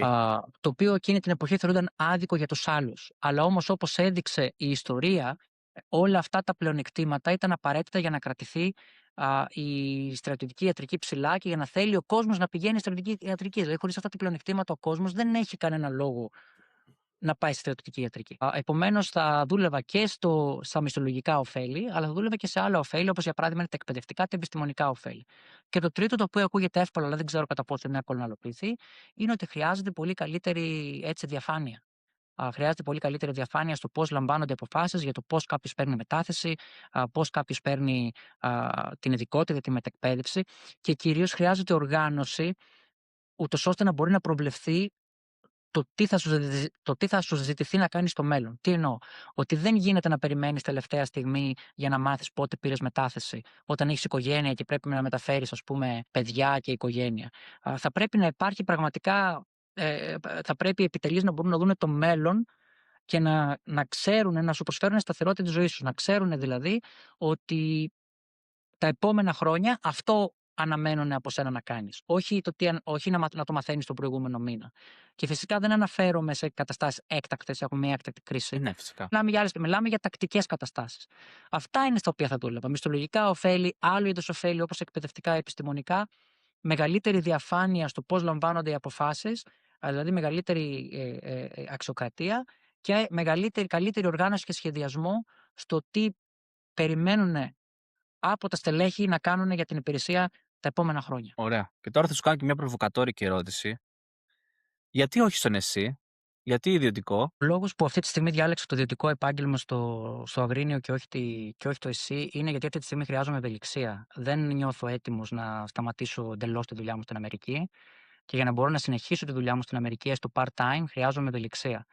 Εάν δεν είχα αυτό το θέμα, θα το σκεφτόμουν το ΕΣΥ, χωρίς να σημαίνει ότι θα είχα αποφασίσει να πάω στο ΕΣΥ και θα σου πω γιατί. Ε, και πάλι η ευελιξία, ακόμα και να μην είχα το θέμα της Αμερικής, θα ήταν ένας βασικός λόγος για να πάρω τις αποφάσεις μου. Η δουλειά στο ΕΣΥ είναι δουλειά πλήρους απασχόλησης. Συνήθως έρχεται με αρκετές εφημερίες το μήνα, εξαρτάται ποιο βαθμό φέρεις. Και δυστυχώς είναι μια δουλειά η οποία σε πολλές περιπτώσεις είναι απρόβλεπτη. Είναι πάρα πολλοί γιατροί του ΕΣΥ στην επαρχία, ειδικά της δικιάς μετικότητας παθολόγοι, οι οποίοι στα καλά καθούμενα παίρνουν ένα εντέλεσθε και του στέλνουνε, και αυτό έχει υπάρξει το πρόβλημα και στο Αγρίνιο. Κάποια στιγμή είχε απειλήσει να παραιτηθεί όλη η παθολογική κλινική στο Αγρίνιο. Του παίρνουν και με ένα εντέλεσθε, λένε ότι αύριο εσύ θα πα, ξέρω εγώ, στην τάδε περιοχή να καλύψει την τάδε θέση στον άλλο νομό, γιατί υπάρχει πρόβλημα. Και ξαναλέω, το να γίνει αυτό έκτακτα, επειδή κάτι συνέβη, είναι κατανοητό. Αλλά όταν αυτό γίνεται σε μόνιμη βάση και συνεχώς και για χρόνια, είναι κάτι το οποίο πλέον δεν είναι έκτακτο, είναι τακτικό. Και εγώ δεν θέλω αυτή τη στιγμή με δύο παιδιά να βάλω στη ζωή μου απρόβλεπτους Φυσικά. παράγοντες. Επομένως, για λόγους ευελιξίας δεν επιλέγω το ΕΣΥ αυτή τη στιγμή και ίσως κάποια στιγμή να το σκεφτώ στο μέλλον. Έχω σκεφτεί όμως, επειδή τώρα έχει αλλάξει το σύστημα και μπορούν εξωτερικοί γιατροί να συμμετέχουν σε κάποιες δραστηριότητες του ΕΣΥ, να κάνουν βάρδιες, εφημερίες κτλ. Και επειδή θέλω να γνωρίσω το νοσοκομείο Αγρινίου και επειδή θέλω να γνωρίσω και τους ανθρώπους εκεί μέσα, γιατί οι ασθενείς μου μπορεί να χρειάζονται νοσηλεία κάποια φορά, είναι καλό να ξέρεις, να έχεις μια επαφή. Έχω σκεφτεί να τους προσεγγίσω και να δω μήπως μπορεί να υπάρξει κάποιο είδους ευέλικτη συνεργασία στο μέλλον, ας πούμε, να κάνω κάποιες εφημερίες, να κάνω κάποιες βάρδιες. Ενδεχομένως από τις εφημερίες και τις βάρδιες να μπορέσω κι εγώ κάτι να προσφέρω, γιατί καμιά φορά όταν σε ένα σύστημα μπαίνει κάποιος ο οποίος είναι απ' έξω από αυτό το σύστημα, το ίδιο ισχύει και με το δικό μου το σύστημα. Αν στο δικό μου το σύστημα έρθει κάποιος που είναι απ' έξω από το σύστημα προς τα μέσα, μπορεί να δει κάποια πράγματα που εγώ δεν μπορώ να τα δω στο δικό μου το σύστημα, γιατί είμαι εκεί μέσα και τα θεωρώ πλέον φυσιολογικά. Δηλαδή, θέλω κάποια στιγμή να υπάρξει κάποια είδους συνεργασία με το νοσοκομείο Αγρινίου και να τους γνωρίσω και να φροντίζω τους ασθενείς μου καλύτερα και να βοηθήσω κι εγώ με κάποιο τρόπο. Και θα δούμε αν θα δουλέψει. Επειδή είχε γίνει και μεγάλη συζήτηση για αυτό το θέμα το καλοκαίρι, που τραβούσαν κάποιους γιατρούς και ιδίως νομίζω ήταν σε κάποιο νησί που δεν είχαν π.χ. παθολόγους ή κάποια άλλη ειδικότητα και έλεγαν: «Οκ, θα πάρουμε όλους τους ιδιωτικούς και θα τους βάλουμε μέσα στο νοσοκομείο». Θεωρείς ότι από την εμπειρία σου φυσικά τόσα χρόνια είναι ρεαλιστικό αυτό? Δηλαδή, λέω τώρα, έχω εγώ το ιατρείο μου, έχω την πελατεία μου, τη σταθερή, την όχι τόσο σταθερή, έχω τους ρυθμούς δουλειάς, να πάω τα παιδιά π.χ. σχολείο ή το βράδυ να κάνω κάτι και η γυναίκα μου να δουλεύει, δεν ξέρω εγώ τι. Αν με τραβήξουν τώρα εμένα και με βάλουν μέσα σε ένα νοσοκομείο που δεν ξέρω στην κυριολεξία που είναι η τουαλέτα, που κάνει καφέ, που αλλάζει ρούχα και πάει λέγοντα, μπορεί να μπει μέσα και να είσαι αποδοτικό την πρώτη μέρα, τη δεύτερη μέρα, τι πρώτε 15 μέρε? Όχι, είναι μια κακή λύση και η οποία πρέπει να λαμβάνεται μόνο σε καταστάσεις κρίσης. Μόνο σε καταστάσεις κρίσης όπου δεν υπάρχει άλλη επιλογή και έκτακτα και σπάνια. Για τους λόγους που είπες, δεν είναι καλή λύση αυτή. Καταρχάς, κανένας δεν πρόκειται να αποδώσει κάπου αν δεν θέλει να είναι εκεί. Ας ξεκινήσουμε από αυτό. Δεύτερον, υπάρχουν πρακτικοί λόγοι που πολύ Εννοείται. σωστά ανέφερες που δεν θα το έκανε επιτυχημένο αυτό το μοντέλο. Εάν αυτό χρησιμοποιείται πάρα πολύ σπάνια, επειδή συνέβη κάποιο μεγάλο κακό σε μια συγκεκριμένη περιοχή και ξαφνικά όλοι οι παθολόγοι του τάδε νοσοκομείου είναι εκτός, άρρωστοι κτλ., τότε ίσως αυτό το πράγμα είναι και η μόνη επιλογή. Μπορώ να το δεχτώ. Αλλά αν γίνεται ή όπου γίνεται πέρα από φοβερά έκτακτες καταστάσεις, είναι μια κακή επιλογή. Επειδή κατάλαβε τώρα τι έκανα, ήθελα να παίξω, α το πούμε, και τι δύο πλευρέ του νομίσματο. Δηλαδή, από τη μία καταλαβαίνω την ανάγκη και τη δικιά σου για ευέλιξη και φαντάζομαι ότι θα είναι και άλλε πολλέ περιπτώσει. Αλλά από την άλλη, φυσικά, ότι υπάρχουν και κάποιε πρακτικέ δυσκολίε και ότι εντάξει. Είναι δύσκολο να βρει, α πούμε, αυτή την ισορροπία στη μέση. Να το θέσω Είναι, και έτσι. είναι δύσκολο. Ε, ωραία. Κλείνοντα λοιπόν, Εντάξει, δεν ξέρω αν θα μας ακούσει κανένας υπουργός υγείας ποτέ, ο Άδωνης ή ο επόμενος πώς θα είναι. Αλλά για παράδειγμα, δηλαδή, λέω τώρα ότι φαντάζομαι ότι σαν εσένα θα υπάρχουν και άλλοι. Εντάξει, δεν ξέρω πόσοι πολλοί, πόσοι λίγοι. Πιστεύω ότι ένα μήνυμα που ίσως να αξίζει κάποιος να σκεφτεί είναι πώς θα κάνουμε και ίσως πιο ευέλικτο. Εντάξει, και το εσύ και γενικά τον δημόσιο τομέα θα έλεγα. Γιατί πιστεύω ότι, όπως το σκέφτομαι τουλάχιστον έτσι απλοϊκά στο κεφάλι μου, και ιδίως η δυνατότητα μήπως να τραβάμε λίγο τώρα και Έλληνες γιατρούς που διαπρέπουν στο εξωτερικό για 3 μήνες, για 6 μήνες, όποτε δηλαδή τους το επιτρέπουν, να σου το πω και άλλες δραστηριότητες, ίσως να ήταν και κάποια λύση. Να μειώσουμε και κάποια οργανικά κενά τα οποία δεν καλύπτονται με τίποτα, νομίζω σε κάποιες πόλεις αντιδράμα, ιδίως στην Βόρεια Μακεδονία. Νομίζω βγήκε κάτι και από αυτή τη συζήτηση, σαν ιδέα. Ναι. Ωραία. Κλείνοντας λοιπόν, θέλεις κάτι άλλο να πεις, να μοιραστείς, κάποια ιστορία, κάτι που θα ήθελες να εμβαθύνεις λίγο περισσότερο ή θέλεις να το αφήσουμε εκεί? Να είσαι καλά, Αντώνη. Χάρηκα πάρα πολύ για τη συζήτησή μας. Την ευχαριστήθηκα πάρα πολύ. Έτσι με έκανες και θυμήθηκα, ας πούμε, πράγματα των τελευταίων 15 ετών και είναι ευχάριστο, μου δημιουργεί έτσι ευχάριστα συναισθήματα να τα θυμάμαι.